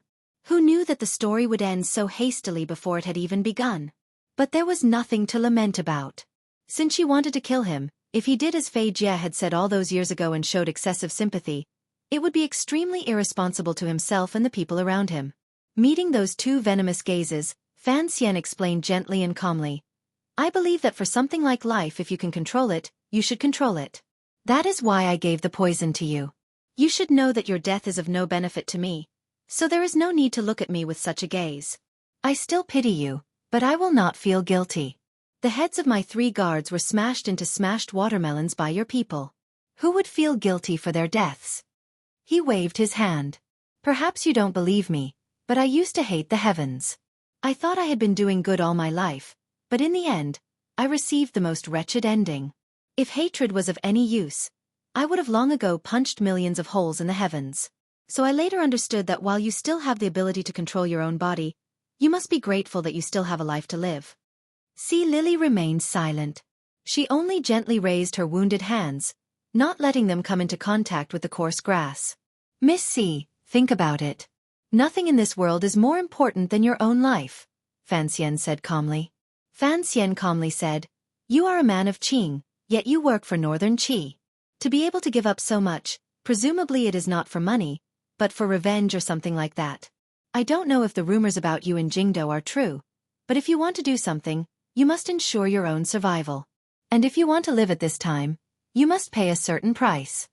Sea Lily suddenly raised her head. Although the light in her eyes was dim, it was like the underworld fire in a grave, unwilling to be extinguished. After a long time, she gritted her teeth and said, how can you guarantee that I will live? Fan Xian's spirit rose. He crouched down and said, you just arrived in Jingdo today, and I was able to come to the Celestial Prison to interrogate you. You should be able to guess my position in the Overwatch Council. Sea Lily shook her head weakly. Do you think I'll believe you? This has nothing to do with belief. Fan Xian gently said, this has always been a gamble. However, right now you are more passive. Between life and death, you don't have a choice. Sea Lily's gaze wandered helplessly. She seemed to be moved. She turned her face and looked at Fan Xian's clean and beautiful face. For some reason, she thought of that night on the pleasure boat where the two of them were entangled. An unreasonable hatred welled up in her heart. Like a madwoman, she leapt forward and spat at Fan Xian's face. Fan Xian dodged to the side, very surprised. It was clear that this woman's defenses were about to be loosened. Why did she suddenly change her expression? How could he know that whether it was in his previous life or this one, regardless of her occupation, this woman's mind was always like a needle at the bottom of the ocean, like sand in the mountains, hard to touch and hard to fathom. Fan Xian felt a little irritated. His willowy brows furrowed tightly, and his expression kept changing. No one knew what he was thinking.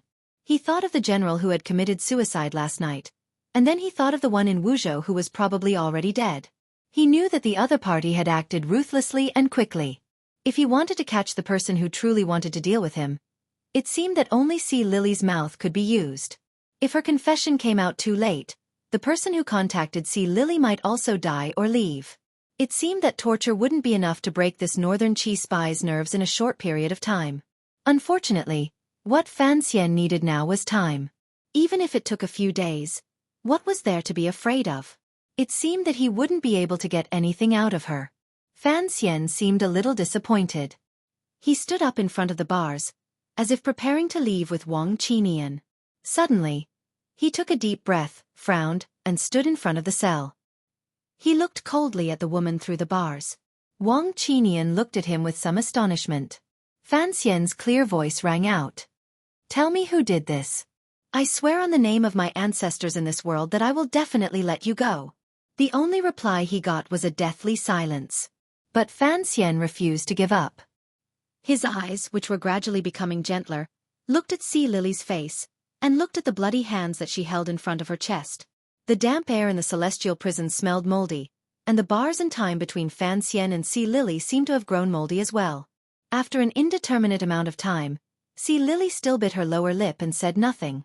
It was clear that deep in her heart, there was some kind of painful struggle going on. The bottle of poison that Fan Xian had thrown to her was made of green porcelain. Now, under her hand on the hay, it lay quietly. It seemed to emit a very strange smell. After a long time, Fan Xian sighed. It seemed that he had given up. Before he left, he said one last thing to Sea Lily. "The way you raised your hands. You look like a cute puppy."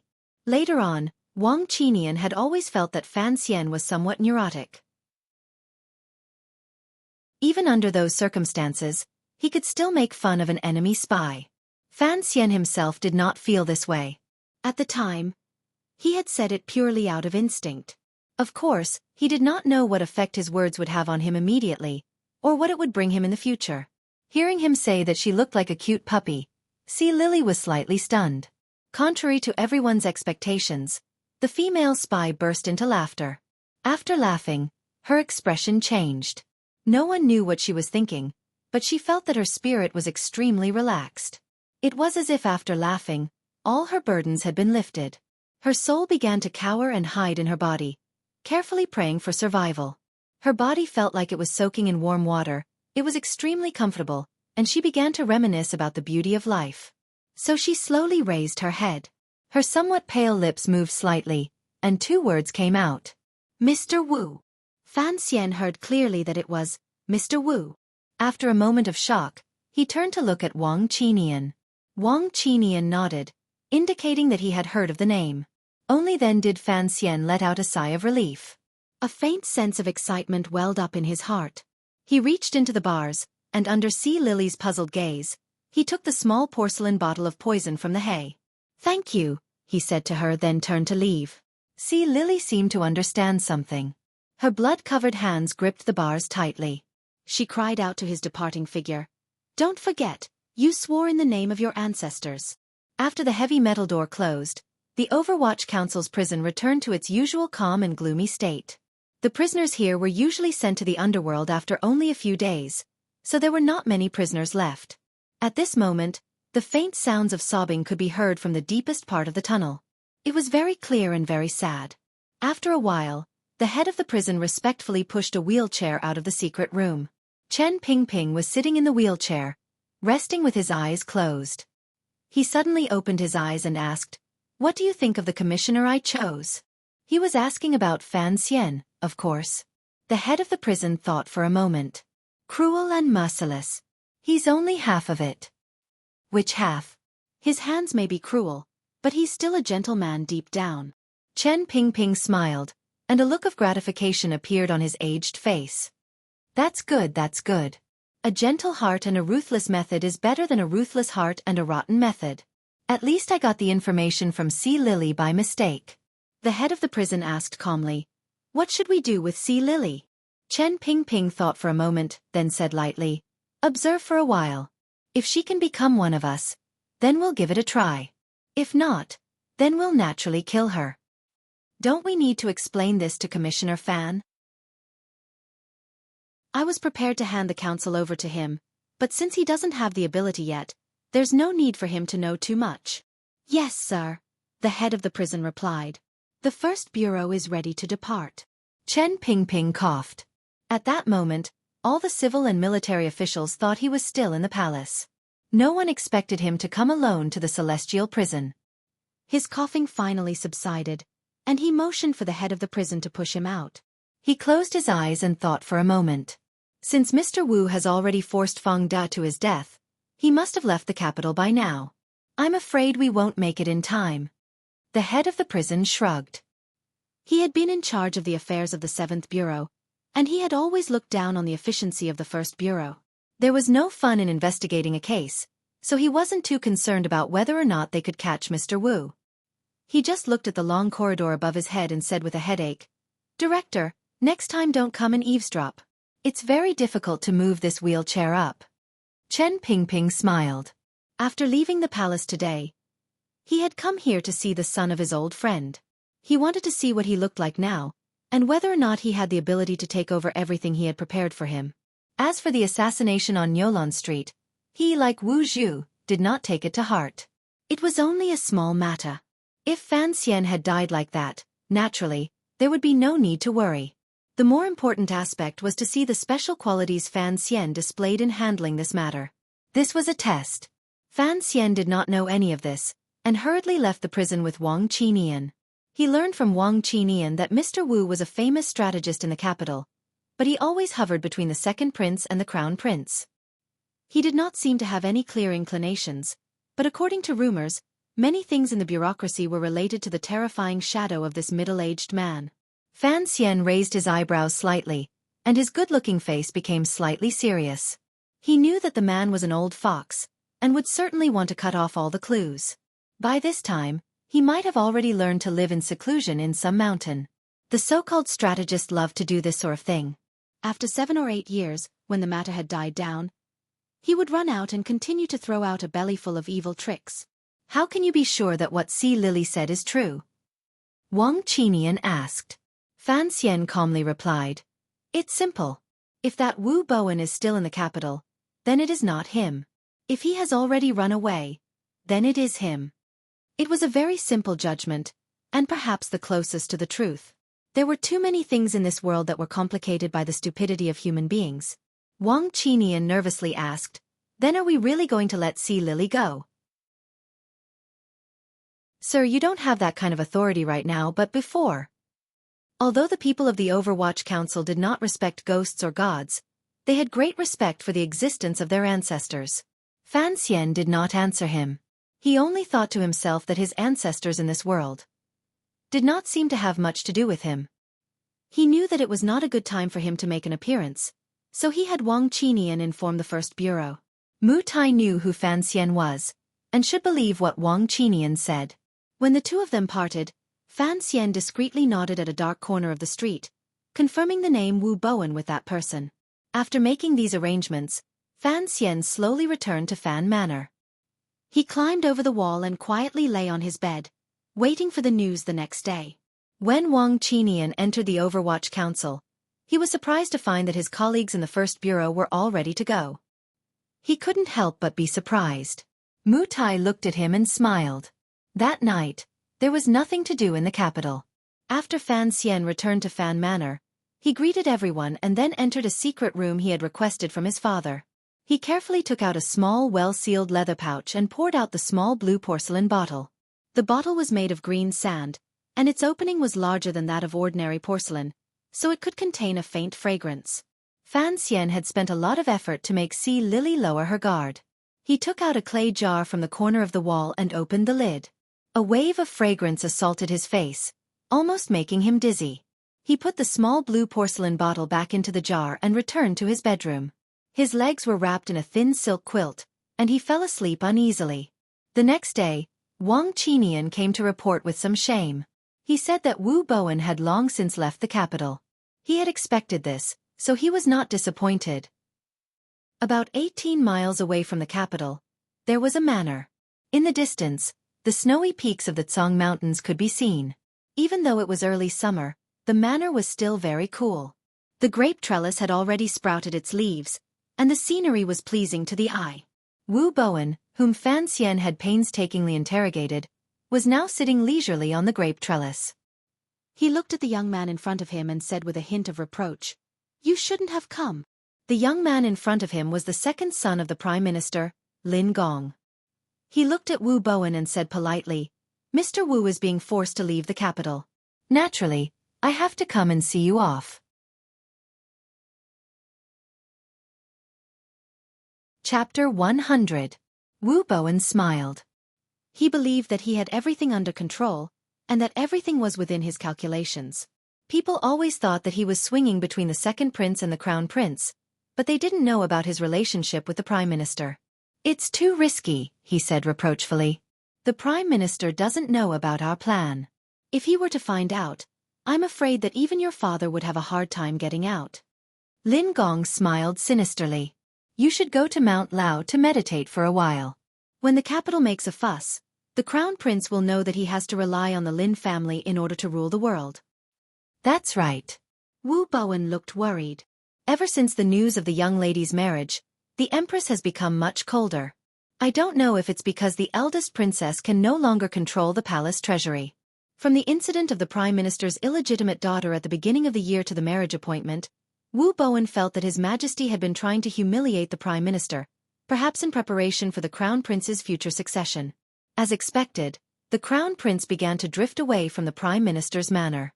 So he secretly planned this plan. Not only could he kill Fan Xian and temporarily stabilize the situation in the palace treasury, but he could also make the crown prince fall into an unstable environment of rumors, forcing the Eastern Palace to re-establish a close relationship with the prime minister's manor. But from the beginning, the prime minister had been strictly against this plan, but the second prince had been very enthusiastic. A young master and a strategist began to secretly manipulate these matters, using the name of the prime minister to move the Fong brothers, who had been hiding in the army for a long time. But Wu Bowen had never expected that Fan Xian would be able to escape such a terrifying attack, and even kill the 8th level ace, leaving behind an unerasable trace. But the situation was still under control. General Fong had been silenced. Even if the Overwatch Council found out that he was the mastermind, they wouldn't be able to trace it back to the Prime Minister. So Wu Bowen told the second prince, Lin Gong, to hurry back to the capital. Lin Gong smiled proudly. "I've been managing this manor for a long time. Even if the palace guards or the Overwatch Council came, it would be extremely difficult for them to come in and capture anyone. Furthermore, we've been so secretive. Who would know that we were here?" Wu Bowen thought for a moment, and it was indeed so. After he relaxed, the inescapable air of a famous scholar appeared again. He waved his paper fan at the grape trellis above his head and said with a smile, "This grape trellis is very elegant, but it reminds me of a joke." "What joke?" There was an official who was henpecked. One day, his face was scratched by his wife. The next day, the governor asked him what was going on. The official replied awkwardly, saying that he was enjoying the shade under the grape trellis last night, but the trellis unexpectedly fell and scratched his face. The governor was furious and shouted, "This must have been done by your family's shrew. How dare you? Quickly summon the bailiffs to bring your wife here." At this moment, no one expected that the governor's wife was eavesdropping from the back of the court. In a rage, she rushed into the court and berated the governor. The governor panicked and hurriedly said to the official, "You can leave first. My house's grape trellis has also collapsed." After telling the joke, the two of them burst into laughter. The second son, Lin Gong, had naturally heard this joke before. However, he understood the meaning behind it. Was Mr. Wu implying that his father was henpecked? But his mother died early. Could it be that the prime minister was afraid of the eldest princess? Lin Gong was a little angry. Just then, out of the corner of his eye, he saw a black shadow appear in the garden. It was a blind man with a piece of black cloth covering his eyes. In his hand was an iron drill with blood slowly dripping from its tip. Lin Gong and Wu Zhu stood up abruptly. They knew that this person had snuck in without a sound, and that all the experts outside must have died to this iron drill. Thinking of how none of the experts in the manor had even cried out before they died, Lin Gong felt a chill in his heart. He shouted in fear, "Who are you? Let's talk." Wu Zhu didn't answer him. Like a ghost, he rushed over from the other end of the garden. Lin Gong roared, unsheathed the flexible sword at his waist, and swung it down. Wu Zhu leaned to the side, dodging the tip of the sword. His whole body was pressed against Lin Gong's face. The two of them were very close, and it looked somewhat strange. There was a splat. Fresh blood dripped from the iron drill sticking out of Lin Gong's back. He looked at the black cloth in front of him, his eyes full of fear and disbelief. He was the son of the Prime Minister, and this person didn't even give him a chance to speak before killing him. The iron drill had already pierced through Lin Gong's chest, and then Wu Zhu's whole body was pressed against it. Lin Gong's body slid back a few inches on the iron drill. It was a terrifying sight. With a ripping sound, Wu Zhu calmly pulled the iron drill out of Lin Gong's body. He seemed to be moving very slowly, but in reality, he was quickly moving 3 steps to the side, avoiding the fountain of blood spurting from Lin Gong's chest. The iron drill pierced right through Lin Gong's heart. Blood sprayed out from the small hole. It was a very beautiful sight. Seeing this bloody scene, Wu Bowen's face was deathly pale, but he tightly covered his mouth, not allowing himself to make the slightest sound. He saw the black cloth covering his opponent's eyes, and knew that he was blind. He was trying to bluff his way through. Wu Zhu tilted his head slightly, turning around to look at him. Wu Bowen's heart surged with intense despair, but a trace of a bitter smile appeared on his face. He tried to make his voice as steady as possible. I am not one of the Prime Minister's men. This warrior knew that selling his life to others was not necessarily a promising thing. I am Wu Bowen, and I have a wide circle of friends in the capital. If you still have your ambitions, why not? His voice stopped abruptly, and he looked down with difficulty at the iron drill that had already pierced through his throat. He did not understand why this assassin would not want to hear him out. He was a weak scholar, not a threat. Besides, he considered himself not only a strategist, but also a peerless orator. If this blind assassin was willing to hear him out, he would not kill him. He still had many important things to do in his life. How could he die like this? But the strategist Wu Bo, and had died so easily. Wu Zhu had lived in this world for more than 30 years, but he had never understood why, whether it was in Dongyi, Northern Wei, the capital, or here, every time he was about to kill someone, these people always liked to talk incessantly. The young lady had once said, "Swords are always more powerful than words." Wu Zhu had always thought he understood the meaning of these words, but he did not understand why the people of the world did not understand this principle. Wu Zhu put away the iron drill and walked out of the garden, a little lonely. After he left, the grape rack finally could no longer withstand the murderous aura of Wu Zhu's quick movements. With a crack, it fell over the 2 corpses. The green leaves covered them, and the old vines were entwined together. For the next few days, there was no other news from the Overwatch Council. Mu Tai had come to Fan Manor once to flatter him, but Wu Bowen, who was not famous, but was actually a very powerful strategist, had suddenly disappeared. Fan Xian did not seem to be in a good mood, so when Mu Tai's hand landed lightly on his leg, he did not leave a good impression. Count Sinan's secret agents also quietly joined the search party, but they still came up empty-handed. When Wang Qinian reported the failure of the operation, Fan Xian had no choice but to put the matter aside for the time being. He forced his thoughts to focus on his sister, the bookstore, and the chicken leg. He patiently waited for Uncle Black Cloth's next move. That afternoon, he forced himself to take his sister and Xija to King Jing's manor. Unexpectedly, King Jing was not there. Crown Prince Li Hongqing said helplessly, "Father, my son went to the palace today. He said the Empress Dowager missed him." Fan Xian laughed and did not think too much about the matter. He and Li Hongqing went to the back garden under the pergola, eating some fruits and chatting to avoid the heat of early summer. None of them were outsiders, so the prince's youngest daughter, Princess Ro Jia, who Fan Xian had once been very interested in, was also there, and did not avoid anything. Fan Xian looked at the girl and could not help but feel a lingering fear. When he had heard Ruoruo talk about the story of the stone, he had wondered if the princess would develop some sort of affection for him after finding out that he was the author of the story of the stone. But after seeing Ro Jia, Fan Xian immediately dismissed that thought. The princess was very beautiful. Her little face was rosy, and she was also very gentle and polite. In fact, she was the most gentle woman Fan Xian had ever seen since he came to this world. But Fan Xian still resolutely turned his nose to the sky, and did not look at her in the slightest. This was because this princess had just turned 12 this year, and was an incomparably pure and unripe fruit. She could not even be considered a young girl. Fan Xian was a man of many emotions, but he was not a promiscuous person. Whenever he thought of doing something with a 12-year-old girl, he felt a pang of fear, and tried to avoid it. Who would have thought that his worst fears would come true? Princess Rojia had been sitting obediently by Ruoruo's side the entire time. Her eyes, intentionally or unintentionally, had been glancing at Fan Xian. Her large eyes flashed shyly, and Fan Xian's heart raced, flustered, confused, and afraid. Fan Xija was led away by the servants of the manor to shoot arrows. Fan Xian and the crown prince were chatting casually, and the two girls were also quietly talking about something. Just as Fan Xian was feeling awkward, he suddenly saw one of the manor subordinates rush in and whisper something into Li Hongqing's ear. Li Hongqing's expression changed, and he looked at Fan Xian with a puzzled expression. What's happened? Fan Xian looked at the awning and smiled. The prince's grape trellises are very well built, but it reminds me of a joke. The crown prince did not give him a chance to show off his little talent in front of the girls. With a serious expression, he pulled him aside and quietly said, "Something has happened."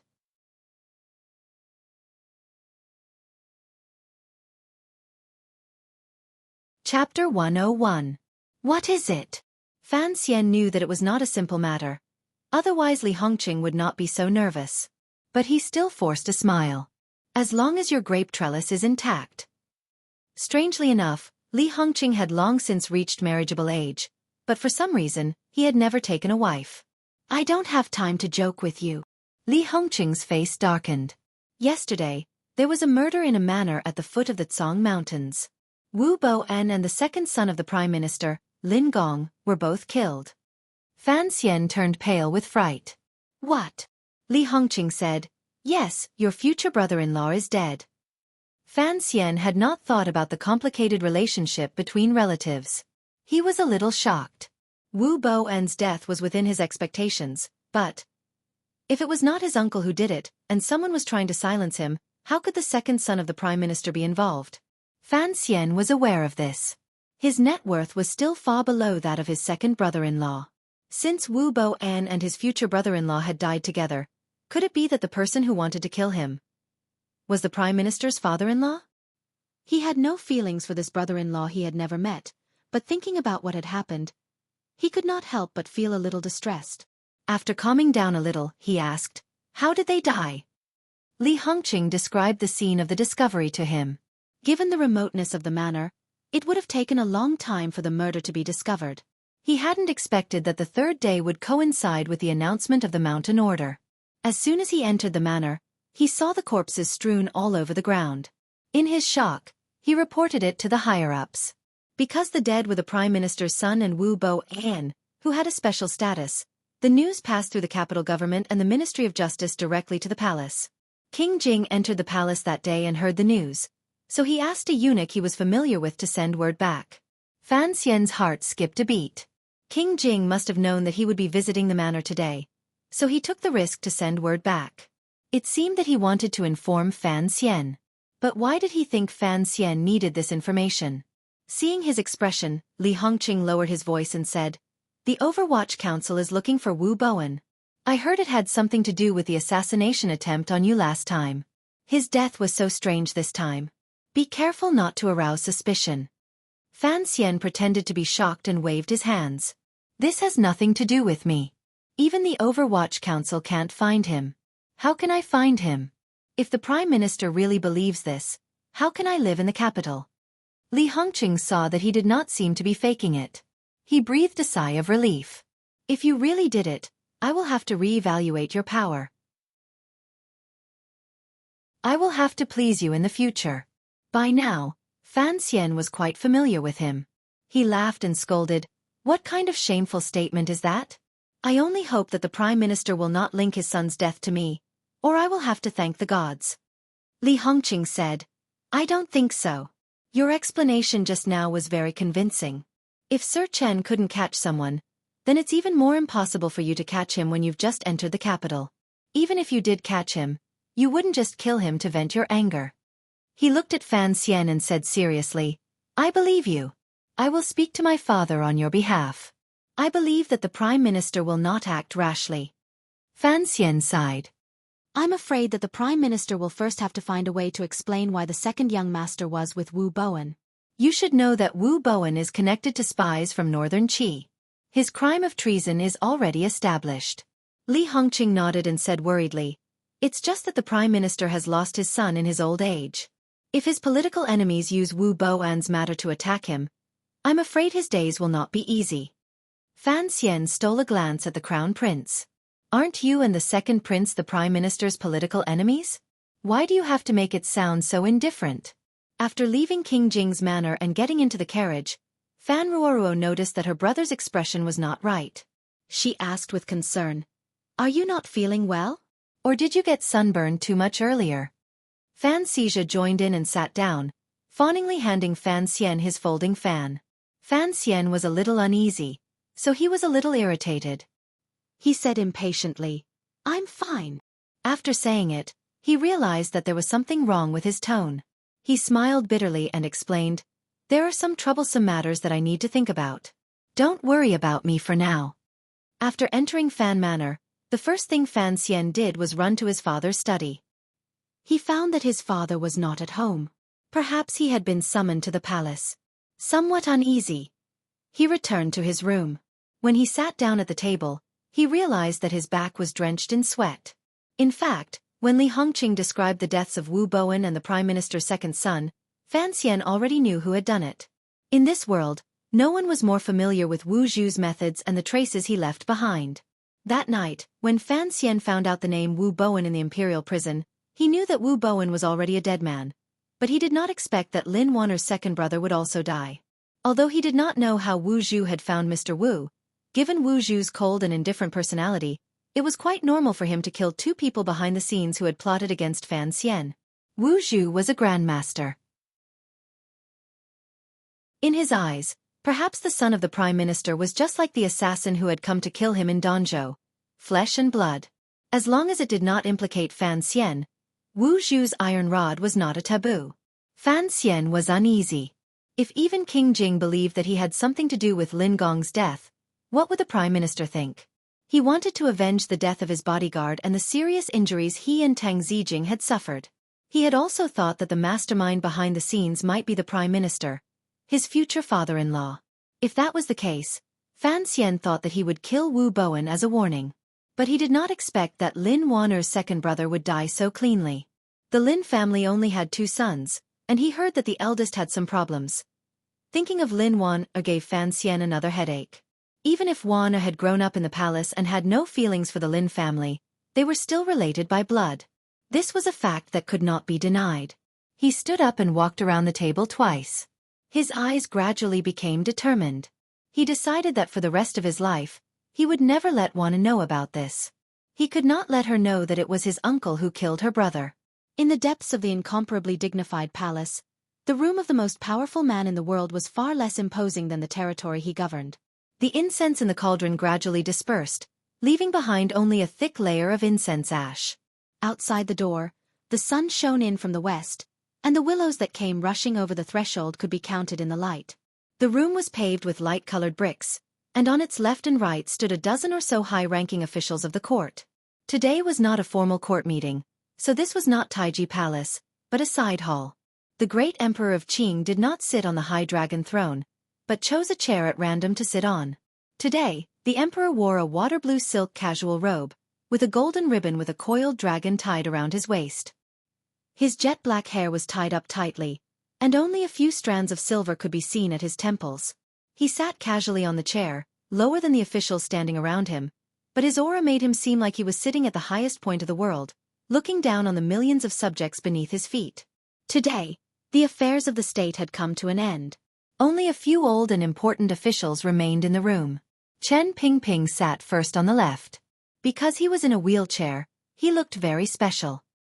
His head drooped listlessly, as if he was about to fall asleep.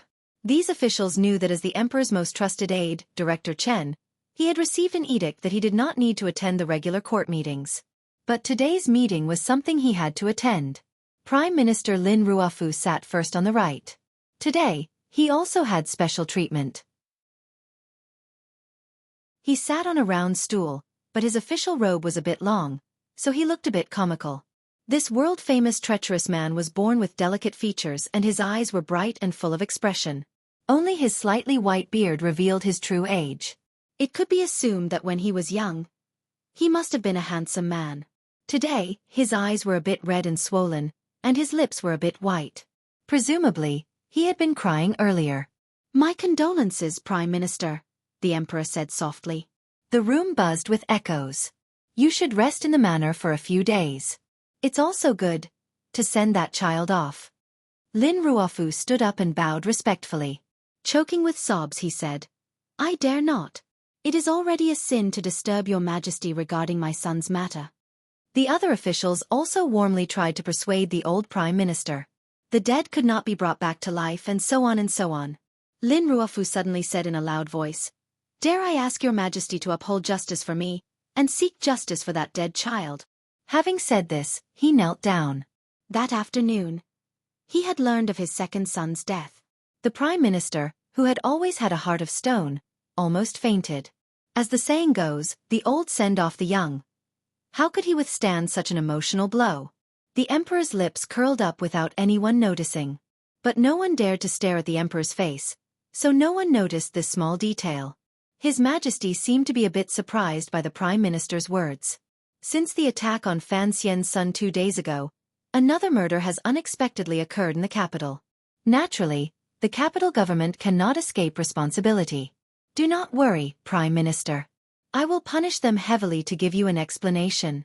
Each department must seize the opportunity to apprehend the culprit, with the Ministry of Justice taking the lead. If there is any disagreement, Director Chen will take command. Chen Pingping seemed to be sleeping soundly, but now he opened his eyes and smiled. Lin Ruofu's eyes shone brightly, but it only lasted for a moment. He kowtowed to the Emperor, and under the persuasion of the others, stood up. The Emperor looked at him calmly. The kingdom of Qing did not pay much attention to etiquette, and the Emperor knew that the Prime Minister's head was not easy to bear. He suddenly frowned and said, "In the previous incident, there was the shadow of Northern Qi. They intended to cause a disturbance in the royal court. Could it be that this time, it is another foreign thief? Has the forbidden land fallen to such a state? Send down an edict. Have the 3 departments in the north conduct a thorough investigation." He suddenly reprimanded him sternly. "Chen Pingping, you need to put some effort into the affairs of the council. Do you think the 4th Bureau does nothing? This time, you went back to visit your relatives, and it dragged on for an extra month. Do you want the children of the officials in the court to die before you are willing to come back?" The Emperor's anger silenced the entire hall.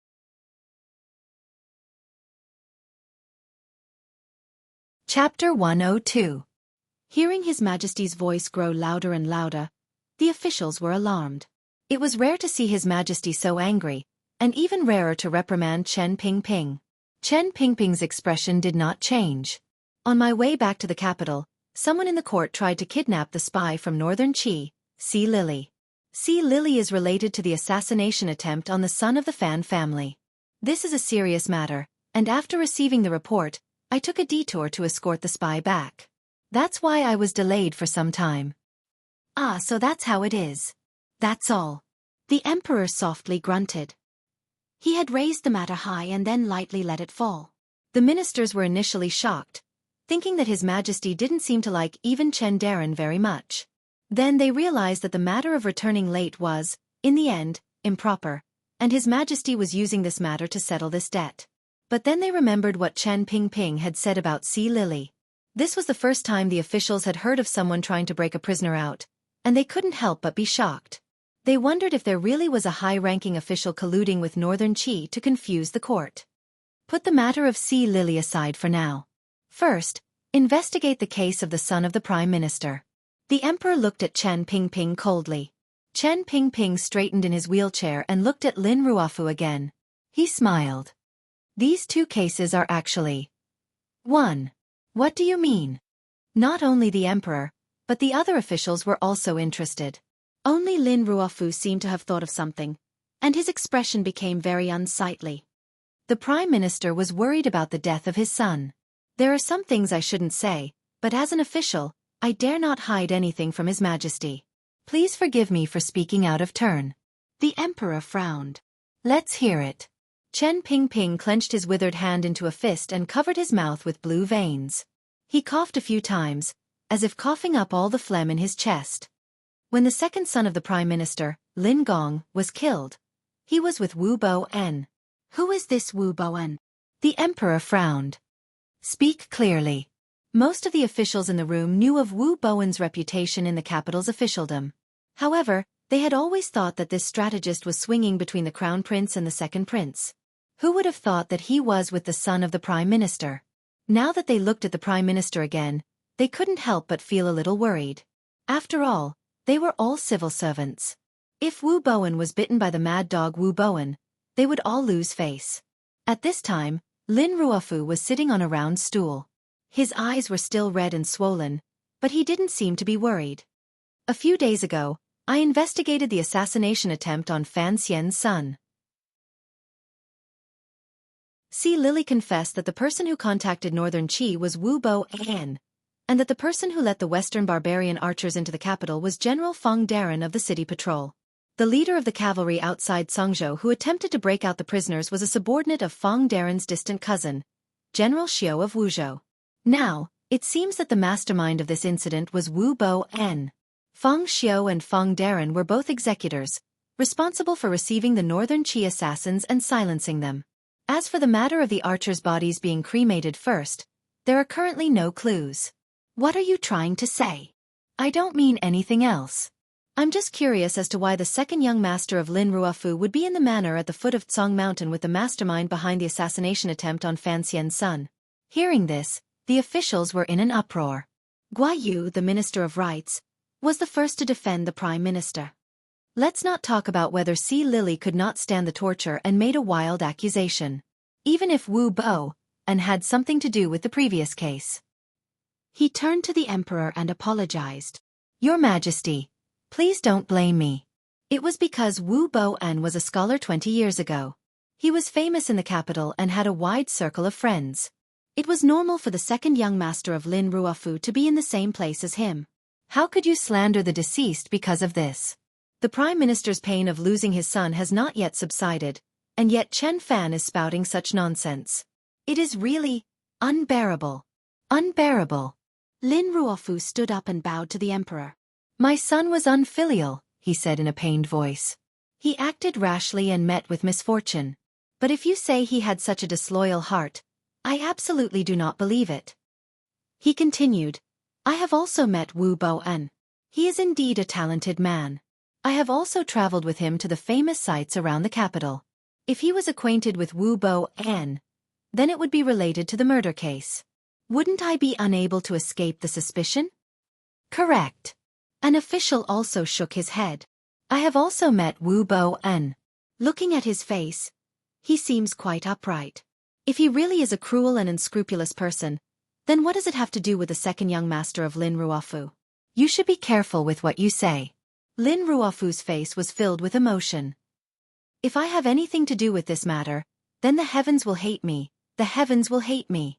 Hearing the Prime Minister's heavy words, the officials knelt down with him. Seeing the officials kneeling, the emperor rested his chin on his hand and glanced at Chen Pingping. His eyes were full of smiles. In the blink of an eye, the emperor's face turned frosty. He motioned for the officials to rise and sternly said, Chen Pingping has already apologized. He has not finished yet. Allow him to continue. It was always like this in the court. Chen Pingping dominated the court, and the civil officials always liked to group together. Chen Pingping glanced at Lin Ruofu and said, Prime Minister, please calm your anger. I just feel puzzled. The Overwatch Council searched the capital for a day and a night, but they still could not find Wu Bo-en. Yet the young master was able to drink and chat with this strategist under the grape trellis. Naturally, I want to understand. Whether or not Wu Bo-en was the mastermind behind the previous case is still unknown. Perhaps he and the second young master of Lin Ruofu had arranged to go to the Tsong Mountains to enjoy the scenery. Chen Pingping, we will discuss this matter later. The emperor suddenly spoke coldly, stopping Chen Pingping's statement. Seeing that the emperor was on their side, the officials let out a sigh of relief. But Lin Ruofu's heart was struck by the words, discuss later. A wave of coldness welled up in his heart. He knew that the emperor was warning him not to make a fuss. This was a kind of exchange, one that did not require the aid of words, but was understood by both sides. Lin Ruofu trusted Yuan Hongdao's judgment. Gong Er's death had nothing to do with the Fan family, so he remained silent and accepted the truth. After all, if the Overwatch Council pursued the matter of Wu Boan's collusion with Northern Qi, it would be considered treason, and he feared that he would lose his position as Prime Minister. Earlier, you said that these two cases were one. What do you mean by that? Chen Pingping looked at the officials with an expressionless face. The officials were afraid of the cold look in his eyes and coughed uncomfortably. He said quietly, after the Ministry of Justice and the Council examined the wounds of the deceased and the scene at the time, they determined that the culprit was Sigu Jian from Dongyi City. Therefore I concluded that the two cases were one. Hearing the words, Sigu Jian, even the officials who did not know martial arts were moved.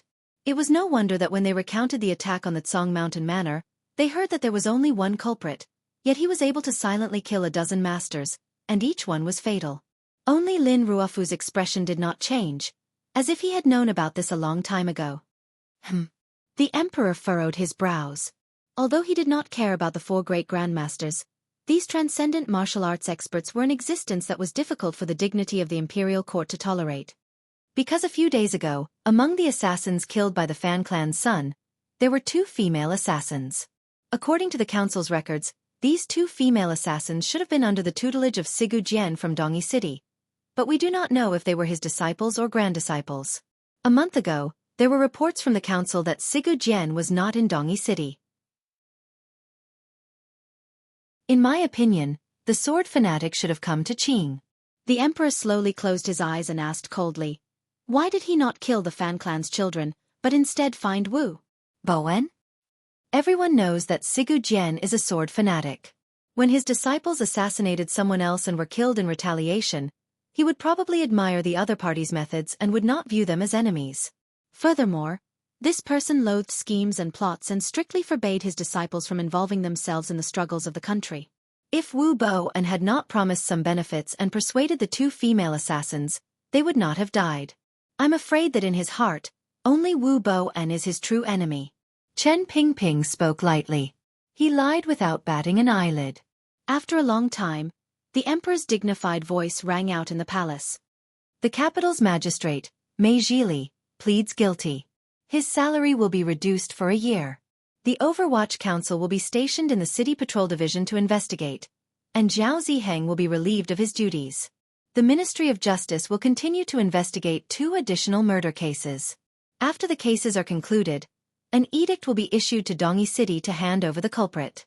Having said this, he went up to Lin Ruofu and said a few words of comfort, then left the room. The officials retreated, and a serving girl came forward to push Chen Pingping's wheelchair into the inner palace. The officials were not surprised by this. They had never imagined that they would one day receive such favor from Chen Pingping. That was why they were so tightly united in all matters, big or small. Fighting against the power of the Overwatch Council was the same as fighting against the emperor's personal power. This was the traditional concept of the civil officials since the founding of the Qing kingdom. It seemed to have been deeply ingrained in their heads and could never be shaken off. The officials even thought maliciously that perhaps it was because Chen Pingping was paralyzed and had no children that the emperor trusted him so unreservedly.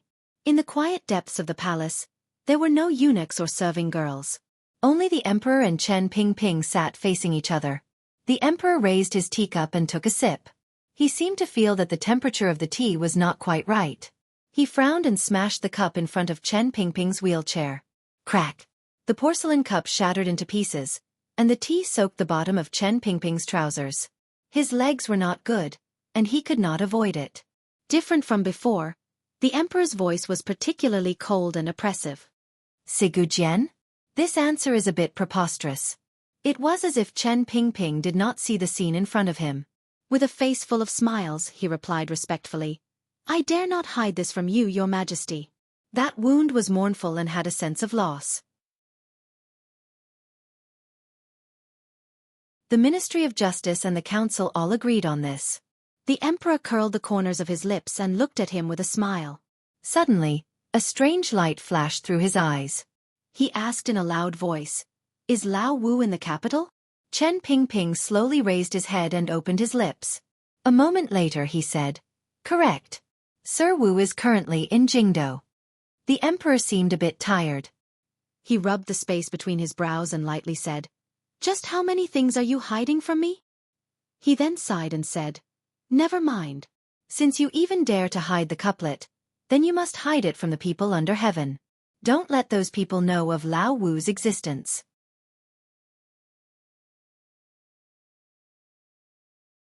Chapter 103. "Yes, sir," Chen Pingping answered respectfully. "Were those two female assassins really Sigu Jian's disciples?" Yes. The emperor suddenly furrowed his brows and asked, "Would Sigu Jian really not kill the Fan family's son for revenge?" Chen Pingping answered respectfully, "A grandmaster will always have some heirs. He is still training in the Dongyi sword pit. As long as Fan Xian does not go to Dongyi, it will be fine. I am also handling this matter." "I know. We didn't finish talking about it the night before yesterday. We will continue today."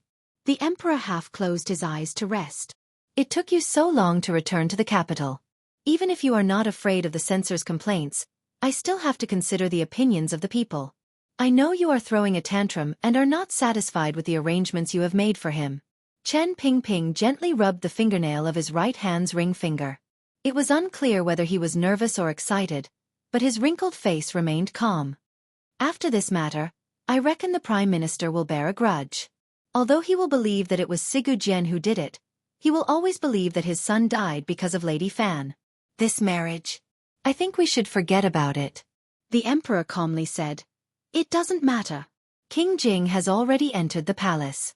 For some reason he likes that kid very much. Don't be fooled by his indifference. If he really wants to protect someone, no one in the court would dare to touch him. As for Lin Ruofu, he is a smart man. After Lin Gong's death, who should he trust? 20 years later, he should make a truly smart decision." "King Jing?" Chen Pingping was a little surprised. "Of course, he did not recognize him, so I do not know where his affection for that kid came from." The emperor sighed. "Perhaps it is all fate." It seemed that these words touched on some old pain. The emperor and the official fell silent at the same time. Chen Pingping suddenly said, "I opposed this marriage 4 years ago. Today, I still oppose this marriage." The emperor opened his eyes and looked at him. "You are younger than me, but you have worked hard all these years and have aged a lot. In the future you should worry less about these things. The matters of these little fellows are not qualified for you to worry about them." Chen Pingping smiled. "When this is over, I will retire." "What is it, Your Majesty, about that child?" The emperor's tone became indifferent. "In order to leave his mother's things to him, I went through many twists and turns. I pretended to feel sorry for Chen, made her a princess, and used this property as her dowry. Then, I asked the Empress Dowager to appoint a marriage. Only then did I give him these things. I have put in a lot of effort. Could it be that you are still dissatisfied? I wouldn't dare." Chen Pingping knew that in order for Fan Xian to be able to regain control of the Yi family, the emperor had used many methods. He said seriously, "However, I have always wondered how the Overwatch Council would be dealt with if one day I passed away. If the council was handed over to an outsider, it would be a very dangerous matter." Unlike the succession of imperial power, the Overwatch Council was a somewhat abnormal existence. It was completely dependent on the emperor's unparalleled trust in Chen Pingping and Chen Pingping's unparalleled loyalty to the emperor. If Chen Pingping died, no matter who took over the Overwatch Council, it could have an unimaginably terrifying effect on the Qing court. If it was handed over to an official, there could be a powerful official who could threaten the royal family. If it was handed over to a prince, there could be an overly powerful prince who could affect the succession of the throne. The emperor closed his eyes again, as if thinking about something. "You think I should hand the council over to him?" "Correct. Since that child is not an outsider, he will not threaten the palace. But his background means that he cannot participate in the struggle of the emperor's family, so he can maintain a neutral position," Chen Pingping replied slowly. The emperor seemed to be moved. "Let me think about it. Take good care of your body. You still have 10 or 20 years to live. There is no need to rush this matter." "Yes." Chen Pingping saw that today's goal had been achieved. He respectfully bowed and retreated. A palace maid saw him from afar and came to help him walk out of the palace. The emperor stood up and closed his eyes for a long time. Suddenly, he opened his eyes and watched the wheelchair walk out of the palace. He had never doubted Chen Pingping's loyalty to him, but he had always wondered why this old dog was so obsessed with that woman.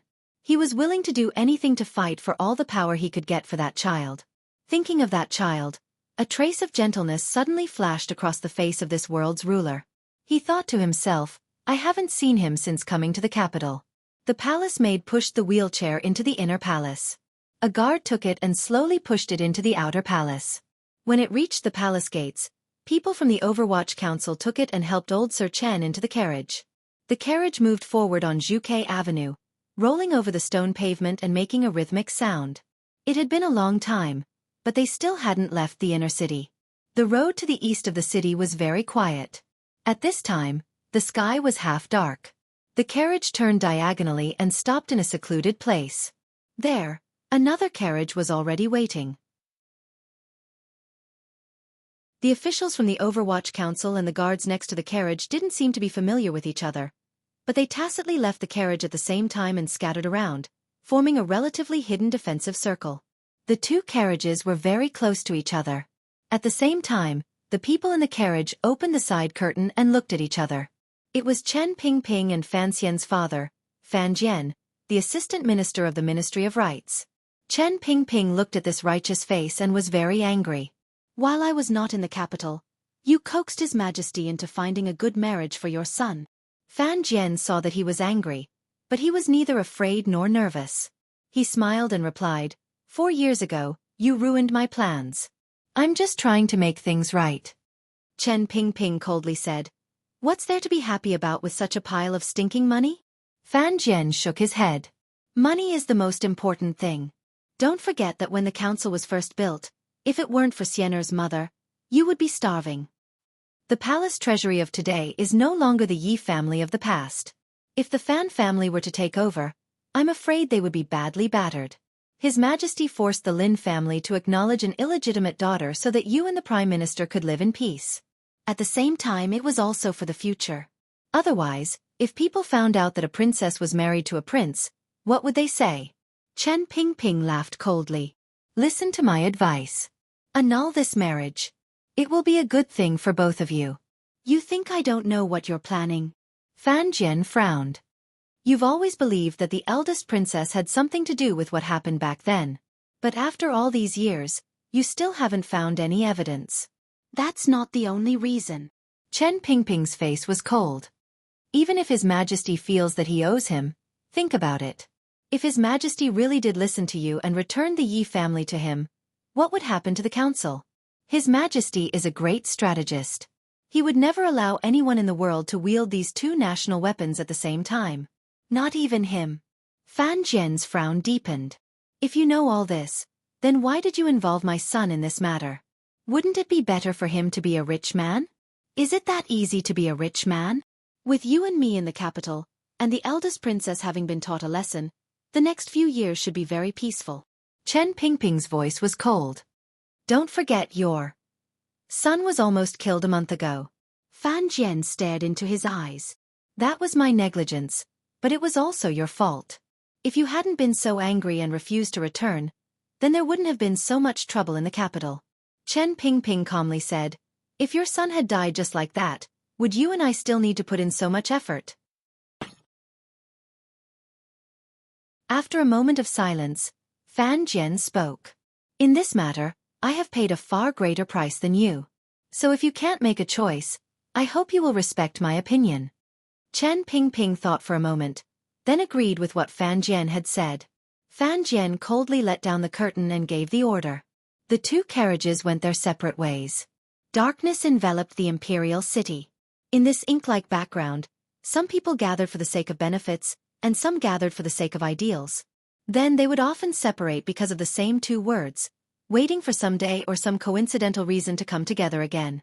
At the foot of the royal city, next to the tall red walls of the palace, a sedan chair walked slowly. Behind it followed a few attendants. The imperial guards at the palace gates saw the sedan chair walk around the palace walls, but no one came forward to question it. It was the Prime Minister's sedan chair. This was the Prime Minister's habit. Whenever the kingdom of Qing encountered a problem, he would always have his sedan chair carried around the palace walls. Some people said that he pondered in a strict and quiet environment. Those who despised the prime minister believed that this strange habit of his showed some kind of sick fanaticism for power. In the second year of the Qing calendar, there was a flood in the southern river. The prime minister sat in his sedan chair and circled the palace walls many times. The next day, he presented a memorial detailing the division of labor and procedures for disaster relief. It was clear and powerful, but the most crucial aspect of money was money. The Ministry of Revenue found it difficult to make ends meet. At this time, the palace treasury received a large sum of money from overseas trade, which provided protection for the prime minister's plans. His Majesty was very pleased. People often said that the prime minister was a treacherous man. One could tell just by looking at his manner. The prime minister was a capable man. One could tell just by looking at the world. But regardless of whether he was a treacherous man or a capable man, at certain times, he would always return to his most primal role, such as being a father. Today, the prime minister's sedan chair circled the palace walls. No one dared to disturb him, because everyone knew that his second son had died and he was in a bad mood. The night gradually deepened. Red candles and lanterns were lit in the palace. A faint yellow light spilled over the high walls, but this side of the palace walls was still pitch black. The sedan chair slowly walked to a secluded corner of the palace walls. In the distance, a lantern swayed as it approached. As it got closer, it became clear that it was also a sedan chair.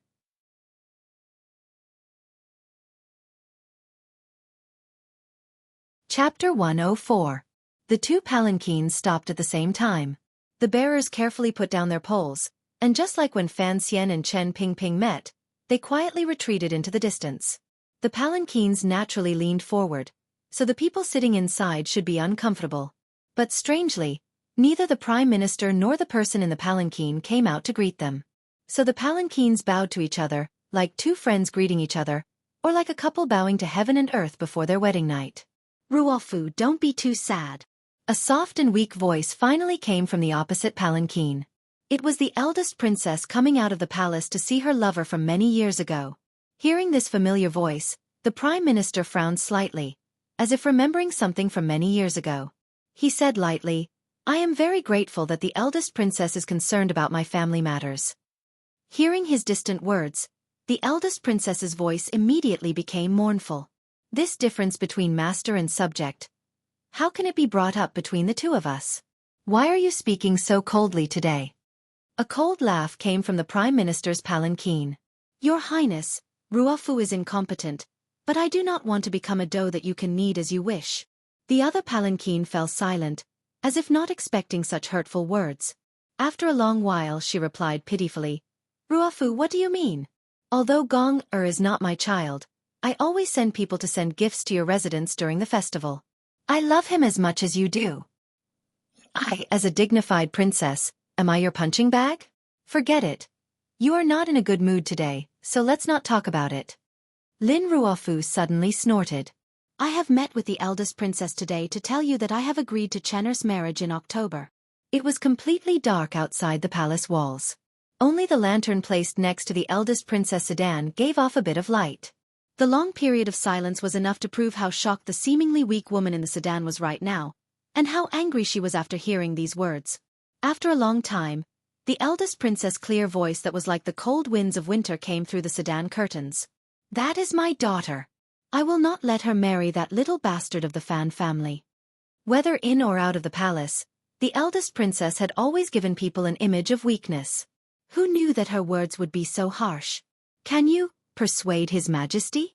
Lin Ruofu's voice carried a trace of self-blame and self-pity. "Moreover, Your Majesty has let the world know that Chener is my daughter. This means that she is destined to be a dishonorable character." The eldest princess's voice immediately became extremely sad and beautiful. "You really have the heart to." Hearing her voice now, Lin Ruofu felt disgusted. He said with disgust, "If Princess is worried about the palace treasury, that is no longer within the scope of my consideration." Chong Gongfang said in a trembling voice, "If you don't consider it, who will? I am just a woman, living alone in the palace. Do you think it was easy for me all these years?" Inside the palanquin, Lin Ruofu's face was filled with loathing.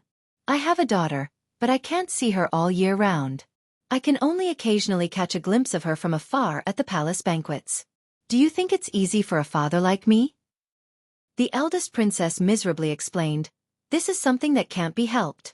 Back then, I was secretly pregnant, and I didn't have the heart to ruin your future, so I raised her alone. These years, I have helped you take care of things in the palace, and secretly transferred silver from the palace treasury for you to use. Don't tell me you don't think of my kindness?"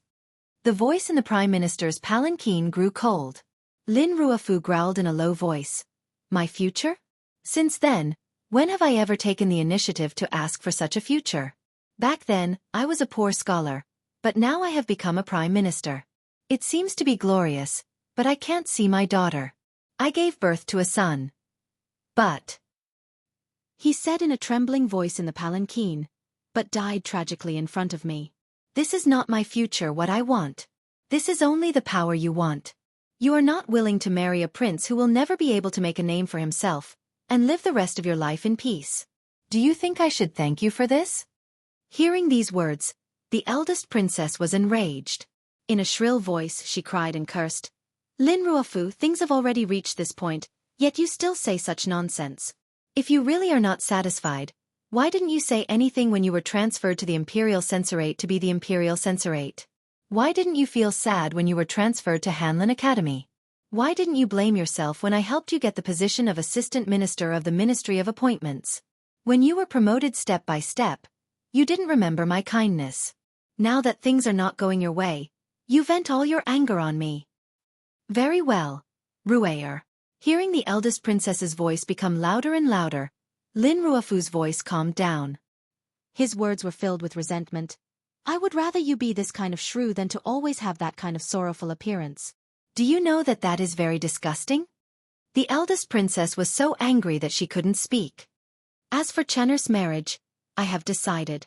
I have observed Fan Xian. No matter what kind of person he is, at least he is not someone who will die easily," Lin Ruofu said coldly. "I do not wish for my daughter to become a widow." The eldest princess rebuked him. "Have you lost your mind today? Gonger has just been murdered, and you are in such a hurry to win over the Fan family. Do you really believe what that old dog Chen Pingping said? Sigu Jian is a man of high status. How could he come to the capital to kill people? Perhaps Fan Jian is the mastermind behind this." Lin Ruofu said coldly, "The one who died was my son. Do you think I did not go to see him for the last time? Those scars cannot be hidden. Sigu Jian's sword will is sharp but casual. Even if I am mistaken, the one in my household will not." Seeing that she could not convince him, the eldest princess's tone softened. She pleaded, "Wait for me to investigate. Even if you do not pity me, do not let Chen'er marry into the Fan family." After a moment of silence, Lin Ruofu finally spoke. "Wu Bowen suggested to me the plan to assassinate Fan Xian. I did not agree. I did not expect him to persuade the stupid Gonger." The eldest princess fell silent. She knew that it was difficult to convince him that she had nothing to do with this matter. "Wu Bowen is your man." Lin Ruofu's voice was so cold that it seemed to freeze the swaying curtains of the sedan chair in the night wind. "I always knew that he was one of your people, that he was someone you used to monitor me, but I never thought that my son would die because of you. So let's stop here." The night wind began to blow around the palace walls. The palanquin slowly disappeared into the darkness. A lantern fell weakly to the side of a lonely palanquin. The faint sound of a woman weeping could be heard from the palanquin. The eunuchs nervously stepped forward, and the palace maids held up lanterns. The procession slowly entered the palace through the corner gate of the palace. The palanquin traveled for a long time before arriving at Guangxin Palace, where the eldest princess was temporarily staying. The curtain was lifted, and the eldest princess stepped out, her face streaked with tears. The eunuchs and palace maids quickly lowered their heads, not daring to look up. The eldest princess weakly walked up the stone steps. Finally, she wiped away the tears on her face. Suddenly, she smiled sweetly, like a willow tree that had just shed its dew. She timidly said, "Kill them all." Several streaks of green light appeared. The eunuchs did not have time to beg for mercy before their throats were slit by the eldest princess palace maids with knives hidden in their sleeves. Inside the palace, the corpses fell to the ground, making a few soft sounds. The Prime Minister's manor was not the largest residence in the capital, but it was the wealthiest. Neither King Jing nor the wealthy Marquis Tianling could compare to the Prime Minister's manor. The main entrance and decorations of the Prime Minister's manor did not appear to be very luxurious, but those who were truly knowledgeable could tell at a glance that the furnishings within the manor had already been stripped of their splendor, leaving behind only high-class playthings. Just a few chairs could probably be replaced by King Jing's large nursery. Of course, the comparison we're making here naturally excludes His Majesty's residence. His residence is called the Imperial Palace. Who would dare to compete with him there? Lin Ruofu was able to amass so much wealth in a short span of 20 years. Everyone knew that he was greedy and crafty, but His Majesty always turned a blind eye and pretended not to see it. This was a very confusing matter. Walking through the front hall, Lin Ruofu greeted the civil officials who had come to offer their condolences. His expression was somewhat dejected as he walked into the inner residence. The officials knew that the Prime Minister was in a low mood and did not want to disturb him, so they all took their leave. Only a few officials who had urgent business to attend to waited helplessly. Lin Ruofu seemed to think of them. He walked back and asked what had happened. He forced himself to finish dealing with the matters at hand, then waved his hand weakly to let them go. When these officials left the manor, they were filled with self-blame and indescribable admiration. The Prime Minister had encountered such a calamity, yet he was still able to put public affairs first. He was truly a rare pillar of the nation. Arriving at the inner residence and entering the study, Lin Ruofu sat at the table and did not say a word for a long time. Sir, it does not seem appropriate to fall out with the Eastern Palace at this time. Yuan Hongdao, the closest friend of the Prime Minister and his most trusted advisor, brought him a cup of tea. Today, Yuan Hongdao was wearing plain clothes. Seeing Lin Ruofu forcing himself to stay awake, he couldn't help but feel gloomy. Let's not talk about this for now, he said. You should go and rest first. Lin Ruofu shook his head. His wrinkles were filled with deep worry. Now that things have come to this, he said quietly, for the sake of this manor and the people of the Lin clan, I have to make a plan.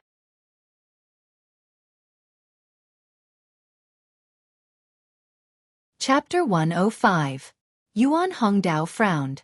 The Prime Minister said softly, I've been in court for too long, and I don't know how many people I've offended.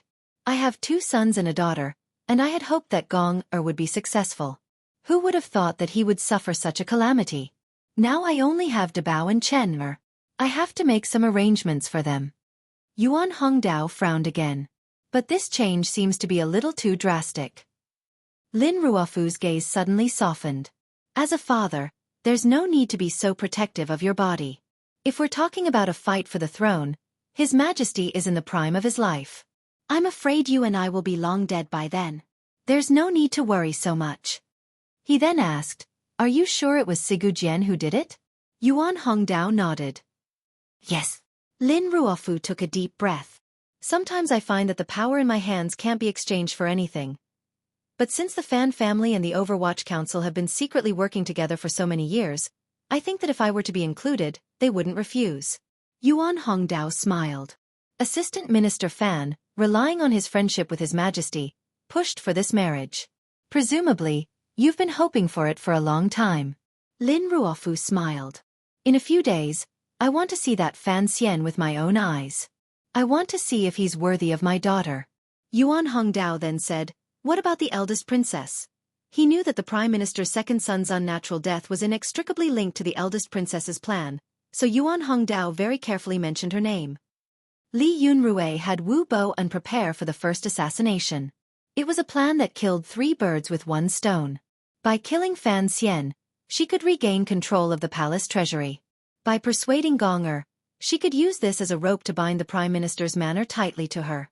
But she didn't expect that Fan Xian wouldn't be so easy to kill, and that bastard Wu Bo and my son died. Lin Ruofu's eyes flashed coldly. But she still has the most important part. She calculated His Majesty's intentions. Even if Cheng Jiushu and his party could escape the capital, I'm afraid that she would have faked my orders and had Feng Xiu killed in Songzhou, to prove that Northern Qi committed the murder. Yuan Hongdao frowned and said, So it turns out that young Master Chong guessed correctly that His Majesty wanted to start a war. Lin Ruofu shook his head. When His Majesty went on the northern expedition, he was not able to achieve full success and has always been brooding over it. Now that the eldest princess has given him such a good excuse, Even if His Majesty does not like her taking matters into her own hands, he still has to accept her kindness. However, the matter of the peace treaty back then was too complicated. At most, Your Majesty will take a few small countries and give Northern Qi a taste of his power. Yuan Hongdao sighed. Princess Royal's intelligence is astonishing. It's really difficult to deal with her. Lin Ruofu slowly closed his eyes and said, I have never thought of dealing with her. Leave it to the juniors. Yes, my lord. Just then, there was a commotion outside the study. No one knew who dared to make such a racket in the middle of the night, but judging from the expressions of the Prime Minister and Yuan Hongdao, they clearly knew who was outside. The door was pushed open, and a fat man in his 20s walked in. The old nannies and servants behind him did not stop him, and dared to stand outside the study and ask for forgiveness from the Prime Minister. The Prime Minister's manor had strict rules, and without the Prime Minister's permission, anyone who entered the study without permission would be severely punished. Lin Ruofu waved his hand to indicate that he understood, then looked at the fat man with a gentle expression and said quietly, Dabao, why are you not being good again? The fat man called Dabao had a very wide space between his eyebrows, and his eyes were somewhat blank. It looked like there was something wrong with his brain development. But hearing Lin Ruofu's words, he immediately quieted down and said shyly, Dabao is good, it's just that little brother hasn't come back yet. This was Lin Ruofu's eldest son. When he was young, he had an illness, and as a result, he became like this. He had always had the intelligence of a 3 or 4-year-old, so he rarely went out. The people of the capital sympathized with the Prime Minister's plight, and did not mention this matter. Dabao was usually the closest to Lin Gong, but he had not seen his little brother for the past 2 days, so he became irritated. Lin Ruofu's heart ached as if it was being twisted. He held his chest, and after a while he gently said, Bao has gone out, and will be back in a few days. Dabao, be a good boy and go to sleep. Dabao finally calmed down, and with an awkward smile on his face, he was led to the back courtyard by the old nannies to sleep. After a moment of silence, Lin Ruofu said coldly, I only have a son and a daughter, and Dabao is like this. Brother Yuan, what do you think I should do? Yuan Hongdao frowned. If you think about the young master, it is not a good idea for Miss Chen to marry Fan Xian. After all, it seems that young Master Fan will not be able to escape political strife, and it will be difficult for him to live a stable life. In the future, it will not be convenient to entrust young Master Fan to Miss Chen. Lin Ruofu shook his head, and there was a chill in his voice. As long as his surname is Fan, he will not be able to escape. So I would rather he be a cruel and merciless person.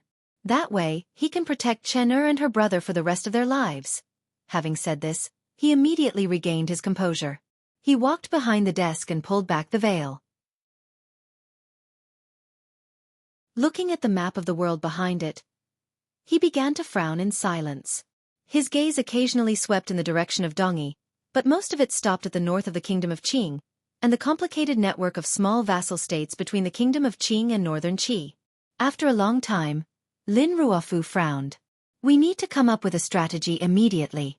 Although it may not be a war, and the two sides may not come into direct contact, the northern prefectures need to transport food and horses to those small states.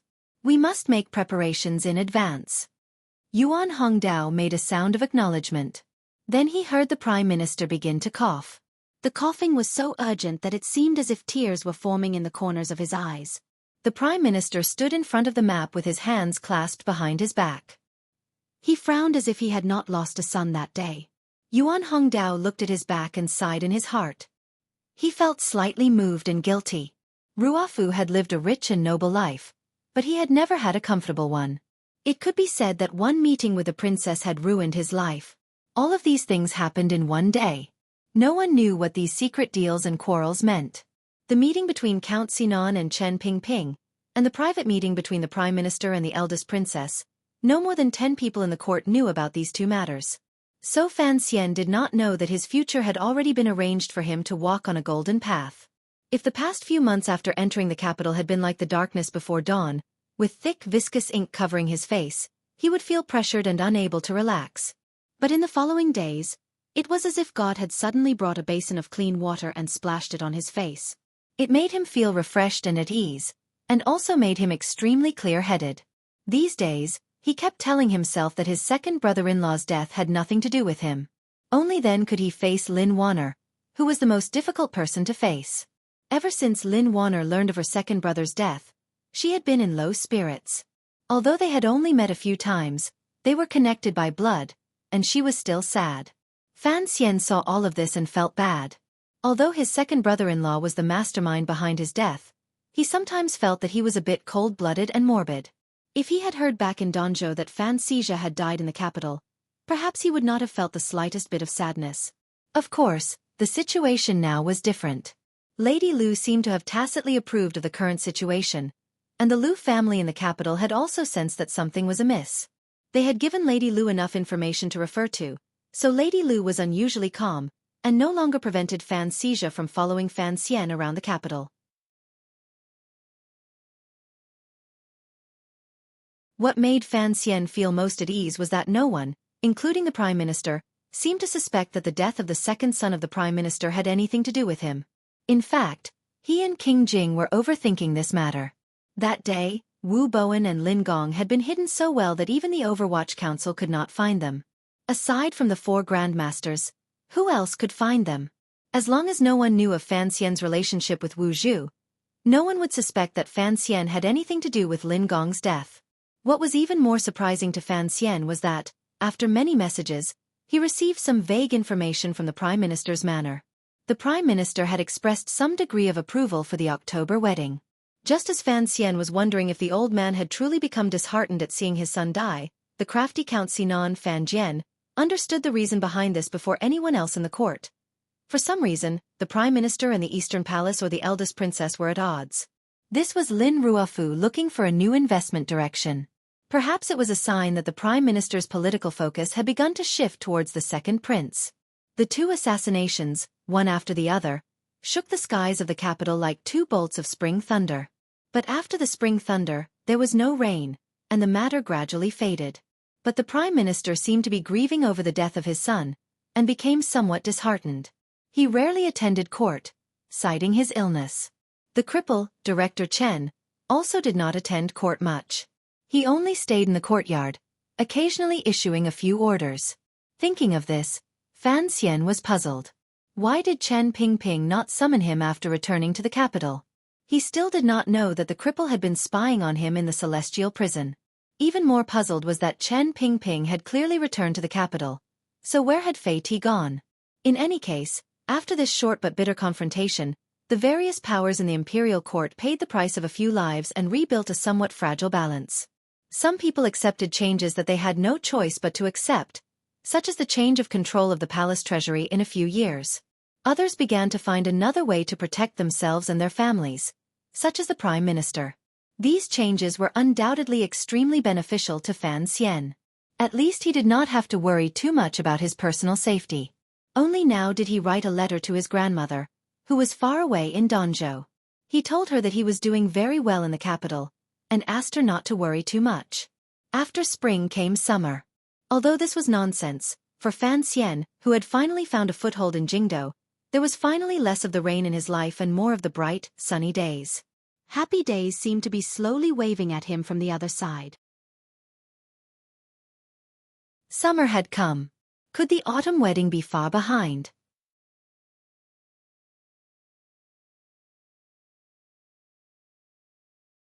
Chapter 106. The imperial edict had already been sent to Dongyi, but Dongyi had only humbly and flatteringly replied to the edict, offering a large sum of gold and silver. They refused to admit that they had anything to do with the manor at the foot of Tsong Mountain. This was a response anyone could imagine. The great grandmaster who guarded Dongyi's sword lodge alone maintained his pride. At the same time, he did not want to bring disaster to the millions of people surrounding Dongyi, so he could only remain silent. The situation in the north was tense. The evidence of northern Qi's meddling in the internal affairs of the Qing kingdom was a fact that they could not defend themselves. So the 2 sides trained their troops on the border, and small conflicts broke out between the small vassal states that each side controlled.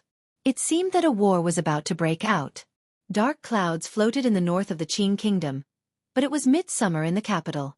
People wandered about freely, enjoying the peace and prosperity that came with a flourishing age. Fan Xian was also one of them. Although the incident at Niolon Street had not ended with his own hands, It could be considered as an explanation to himself and those who had died. And in the process of handling this matter, he learned many things. Although every step he took was actually relying on the power of the Overwatch Council, he learned a lot about the Overwatch Council's procedures. Other than what Fei Jie had taught him all those years ago, he learned a lot more about the Overwatch Council's procedures. The summer was hard to endure. The lawsuit between the Fan family and the Guo family had finally come to an end. In the eyes of many, this was already a small matter.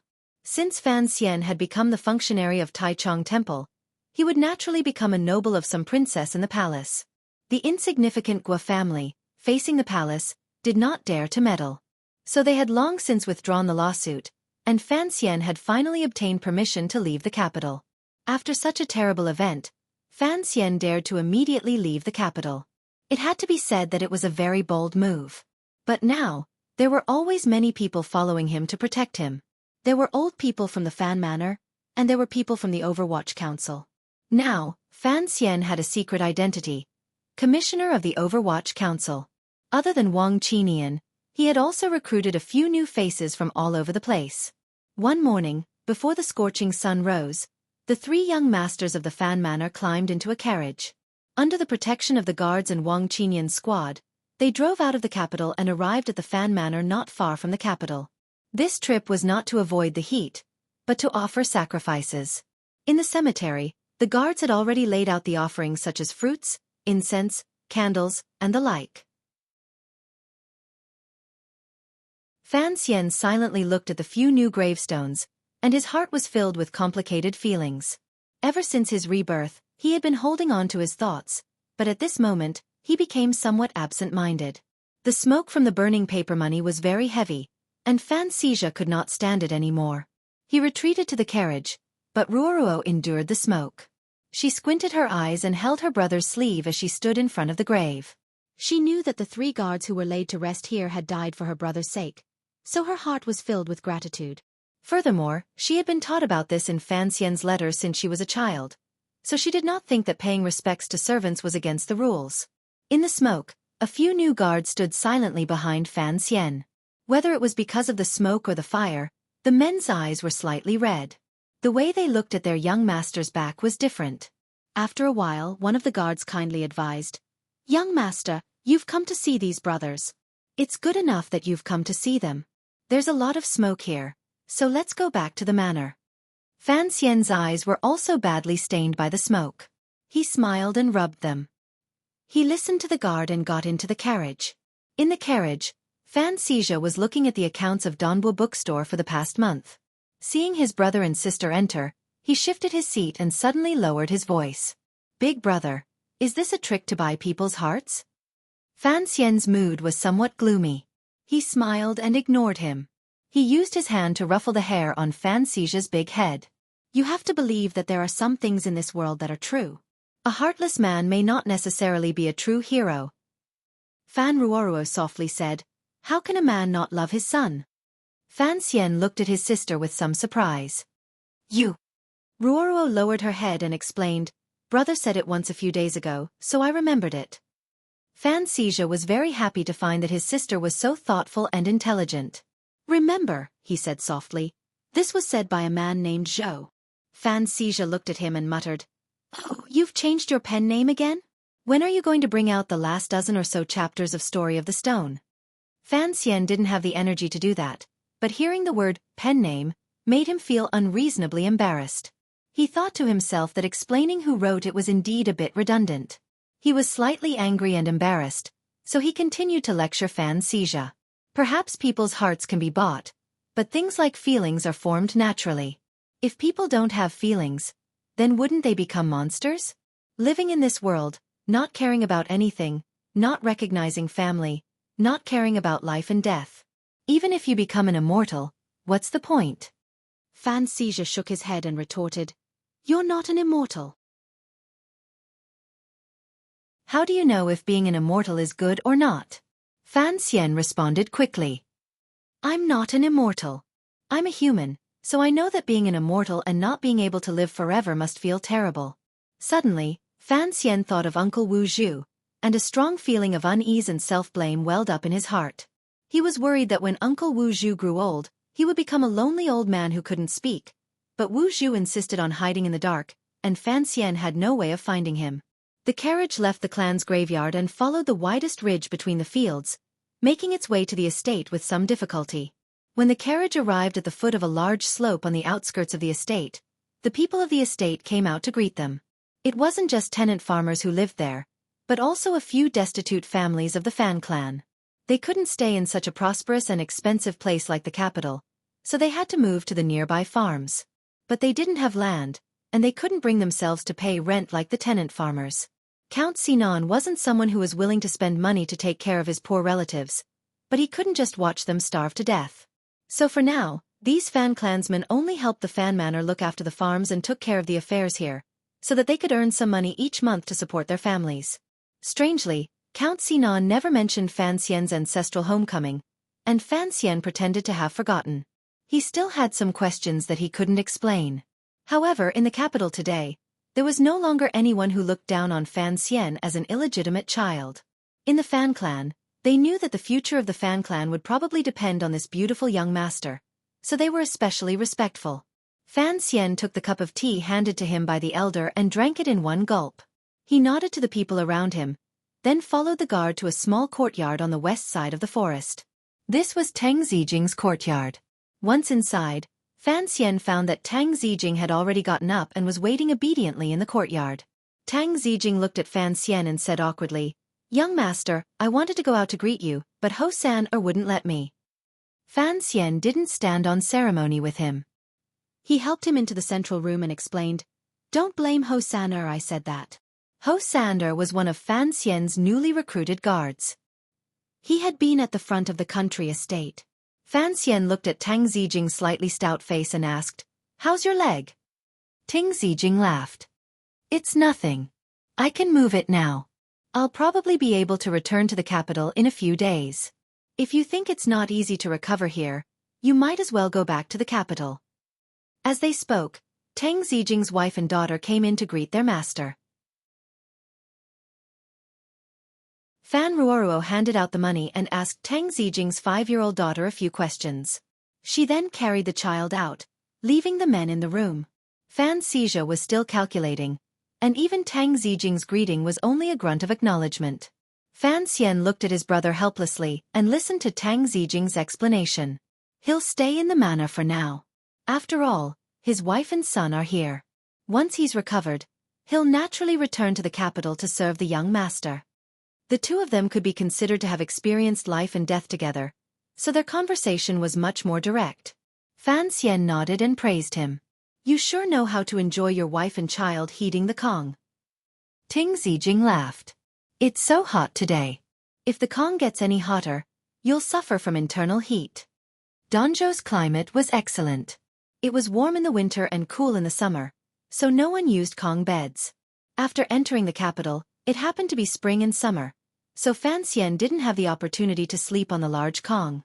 Hearing this, he pressed down on the Kong he was sitting on and found that it was cool and comfortable.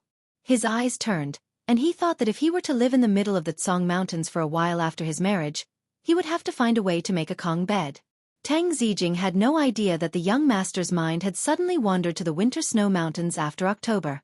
"Young master, eat some fruit and then return to the manor. There's nothing good to eat in this manor.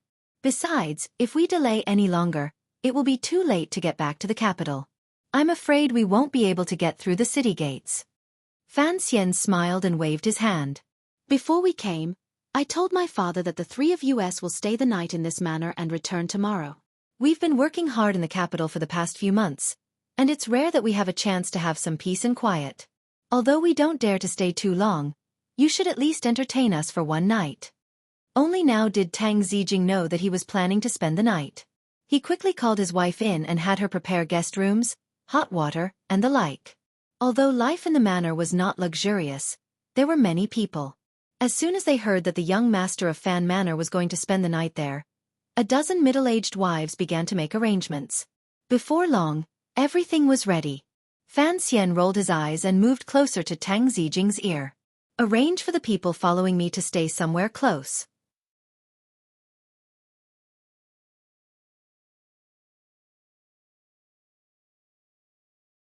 Chapter 107. Tang Zijing glanced at Wang Qinian, who had been standing quietly behind Fan Xian. Sensing that his scent was different from that of the guards in the manor, he responded in a low voice. Fan Xian looked into his eyes and said in a low voice, "This is Wang Qinian. I have a part-time position in the Overwatch Council. Don't tell anyone else." Tang Zijing's expression froze, and the way he looked at Fan Xian changed. After all, he did not think that the young master he had once wanted to follow would be able to sneak into the forbidden courtyard within a few months of entering the capital. Fan Xian called Wang Qinian over and introduced him. "This is Tang Zijing, the one I mentioned when we met for the second time. You two should get to know each other better. He saved my life before." Hearing this, Tang Zijing's dark face turned red. He waved his hands. "Young master, you speak too seriously. Actually, it was you who saved my life that day." Wang Qinian put his hands together and smiled. He said nothing. Like Tang Zijing, he was very satisfied with the current situation. Not only had he successfully returned to the Overwatch Council, but his monthly salary had also increased considerably. The director had even personally received him once. Ever since he had become a civil servant many years ago, it had been a long time since he had received such treatment. Although Master Fan was only an 8th-level functionary of Taichung Temple, he had a commissioner's token on him.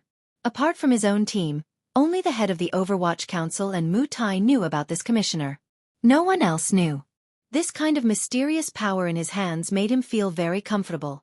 They had wild game for dinner.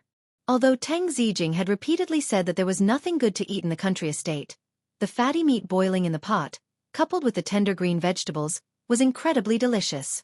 Even Fan Xija's appetite was whetted, and he snatched the meat as if there was no one else around. Fan Xian looked at him, amused. He picked up a piece of meat and brought it to his lips. He found that the meat was very tender, but the layers of skin were clear, and it was very chewy. He couldn't help but praise it. "Is this moose or what?" Tang Zijing's wife, who was standing to one side, hurriedly replied, "This is white moose meat." Hearing the words by Mosey, Fan Xian froze. He placed his chopsticks in front of him as if he had forgotten to move. In this instant, he thought of a time many years ago, even longer than Donzhou. At the time, he was lying in bed, constantly thinking of eating white elk meat, and the pretty nurse teased him about his wild imagination. In his previous life, Fan Shin had never eaten white elk meat, only that it was the favorite game of his hometown. These memories seemed to have faded, and it had been a long time since Fan Xian had thought of the events of his previous life. Unexpectedly, the white elk meat today had stirred up the emotions he had hidden for a long time. Fan Ruoruo took small bites from the side. Seeing that her brother's expression seemed a little strange, she carefully asked, "What's wrong?" Fan Xian immediately woke up and smiled slightly. "Nothing." He turned his head to ask Tang Zijing if any of the mountain products had been preserved. After receiving a positive answer, he happily asked Tang Zijing to help him pack up a few dozen caddies of meat to take back to the capital. Tang Zijing had not expected that the things he had prepared today would be to the young master's liking, and was very happy. Fan Xian picked up his wine cup and drank with the others at the table. "Tang Zijing," he said with a smile, "you haven't fully recovered yet. You should drink less." Next to him, Fan Ruoruo looked at her brother and smiled, as if to embarrass him. Fan Xian knew that his sister had guessed what he was thinking. Apart from wanting to eat it himself, the main purpose of bringing the preserved game back to the capital was for the gluttonous Wanner to enjoy. After dinner, Fan Xija, in an extremely perverted manner, went back to his room to calculate the accounts. Fan Xian really didn't know what fun there was in calculating accounts, and how could a 12 or 13-year-old bully be able to revel in boring numbers? He could only sigh and let him be. Refusing Tang Zijing's request to accompany him on his crutch, he led Fan Ruoruo to the edge of the field outside the courtyard. They looked at the round moon that seemed to be floating quietly among the green hills. Above their heads, the unknown trees rustled in the night wind. It was a very beautiful scene. The dream is still in front of the body. I suspect it is in the dream. How many people are haggard? How many people return? Fan Xian thought of the events of his previous life, and occasionally sighed with emotion. He casually recited 2 sentences. "Time is a passerby for 100 generations. Heaven and earth, the journey of all things. Life is a great dream. Sometimes I wonder if I am still lying on that bed, dreaming a dream that has lasted so long that I have yet to wake up. He casually sighed, knowing that his sister probably didn't understand what he was saying. But he had forgotten the elegance hidden in Master Li Bai's words, and how lethal they were to a young girl. As expected, Fan Ruoruo's eyes began to shine. Fan Xian immediately knew that he had made a mistake. With a distressed expression, he prepared to explain that other than the first 2 sentences, the rest had been written by a great man named Li Bai. But then he suddenly remembered that Xia had mocked him earlier in the day. He secretly sighed and stopped what others might think was a pretentious action, but to him it seemed very natural. He also knew that even if he said it, his sister wouldn't believe him. After all, the Overwatch Council had arrested a number of Xin Kijis, but none of them were salt smugglers who knew how to write poetry. So he simply pulled Ruoruo into his arms and looked at the moon together. Although Fan Xian had lived in this world for more than 10 years, he still retained some of his unique temperament. This temperament did not match with this world, but for him, it had great benefits. For example, the precaution between men and women, and for example, physical contact. When he held his sister, of course, there was not the slightest thought of a man and a woman, only a very pure brotherly love. On the contrary, when Fan Ruoruo was held in his arms, she felt warm and slightly shy, and naturally forgot to ask about those things. In the distance, 2 members of the Overwatch Council stood under another tree like 2 iron rods, protecting their safety. Get up early tomorrow. I have business in the city. Fan Xian sniffed his sister's hair, and found it to be a faint orchid scent. He asked curiously, "What method did you use?" Fan Ruoruo was slightly embarrassed. She didn't know what to say to her brother. "It's pear blossom water. Why are you in such a hurry?" In this world, girls rarely wash their hair, so the smell was not very good. Even when Fan Xian and Si Lily rolled around in the same bed, it was the same. It was all covered up by the strong fragrance. Ever since Fan Xian had entered the capital, he had shamelessly asked Fan Ruoruo and Lin Wan'er to wash their hair often. He even gave them the shower head and wooden bucket design he had made in Danzhou for free. Ruoruo and Wan'er couldn't dissuade him, so they did as he asked. They didn't expect the effect to be so obvious. It immediately spread throughout Fan Manor and the royal courtyard. Now even Lady Lu washed her hair more frequently. Father should be very happy. This was Fan Xian's unspoken reply. He then replied to Ruoruo, "The capital is quieter in the morning. I have a place to go. You come with me, and the others don't need to follow." Knowing that her brother trusted her, Fan Ruoruo was very moved. Fan Xian then said, "Tomorrow I have to go to Qingyu Hall to take a look. Shopkeeper Yi and I have discussed it. The capital has been relatively quiet lately, so it's a good time to go and see." The shopkeeper of Qingyu Hall lived up to his reputation. Fan Xizha was in charge of planning the accounts, and shopkeeper Yi was in charge of implementing them. Donbo Bookstore's business was doing better and better. Relying on his family's wealth and his official background, he had managed to take over all of the other booksellers on the neighboring streets within 2 months. Recently, he had slowly extended his reach to the neighboring counties. Is the tofu shop still open? Fan Ruoruo suddenly thought of a small matter. The Crown Prince is interested in the soy milk you bring to the manor every day. He's afraid that he won't be able to drink it someday. Doesn't he always tell you to open it? Fan Xian smiled. I'm about to become a man who earns hundreds of thousands of silver a day. Why would I care about that tofu? Of course, this was just a naughty joke. He continued, whenever you have time, you can do it. You don't have anything to do right now anyway, so you can find something to do. In his mind, there was no such thing as a young lady not being able to show her face in public, much less take care of a tofu shop. He just felt that if Ruoruo read and wrote poetry every day, she wouldn't become stupid. Fan Ruoruo was a little embarrassed, but she still agreed. Fan Xian thought of something important and frowned. Holding his sister's shoulders with both hands, he said seriously, Ruoruo, although it seems to me that you're only 15 or 16 years old, and it's still too early for you to get married. But the atmosphere in the capital really isn't good. Even a young man like me is being forced to marry. You have to be careful. If you want to pick someone you like He Zhongwei, who comes to the manor every day. I kicked him out with 3 strokes of the broom. But what if I get married to a good-for-nothing? He said very seriously, If you're going to marry, then you have to pick someone yourself. If you're going to marry someone you like, then you have to make your move early, before the marriage is set. Setting up a marriage is too risky. After all, not everyone in this world is as lucky as me and Juan. If it's an order from my parents, I have enough confidence that I can handle it. But what if it's an edict from the palace? Given the position of the Fan family, we have to guard against this. Hearing her brother's words, Fan Ruoruo first felt a bit embarrassed. When she heard him boast about himself, she felt it was funny. It was only when she heard the words, palace, that she truly felt a bit worried. How could she not know that in an official's family, at her age, they would indeed be engaged? It was just that, spending every day with her brother, looking at the men of the world made her feel bored. How could she find the one she liked? You're tuning in to the Xueqi's Martial Arts Saga YouTube channel. Don't forget to subscribe and join us on this journey to catch the most captivating stories.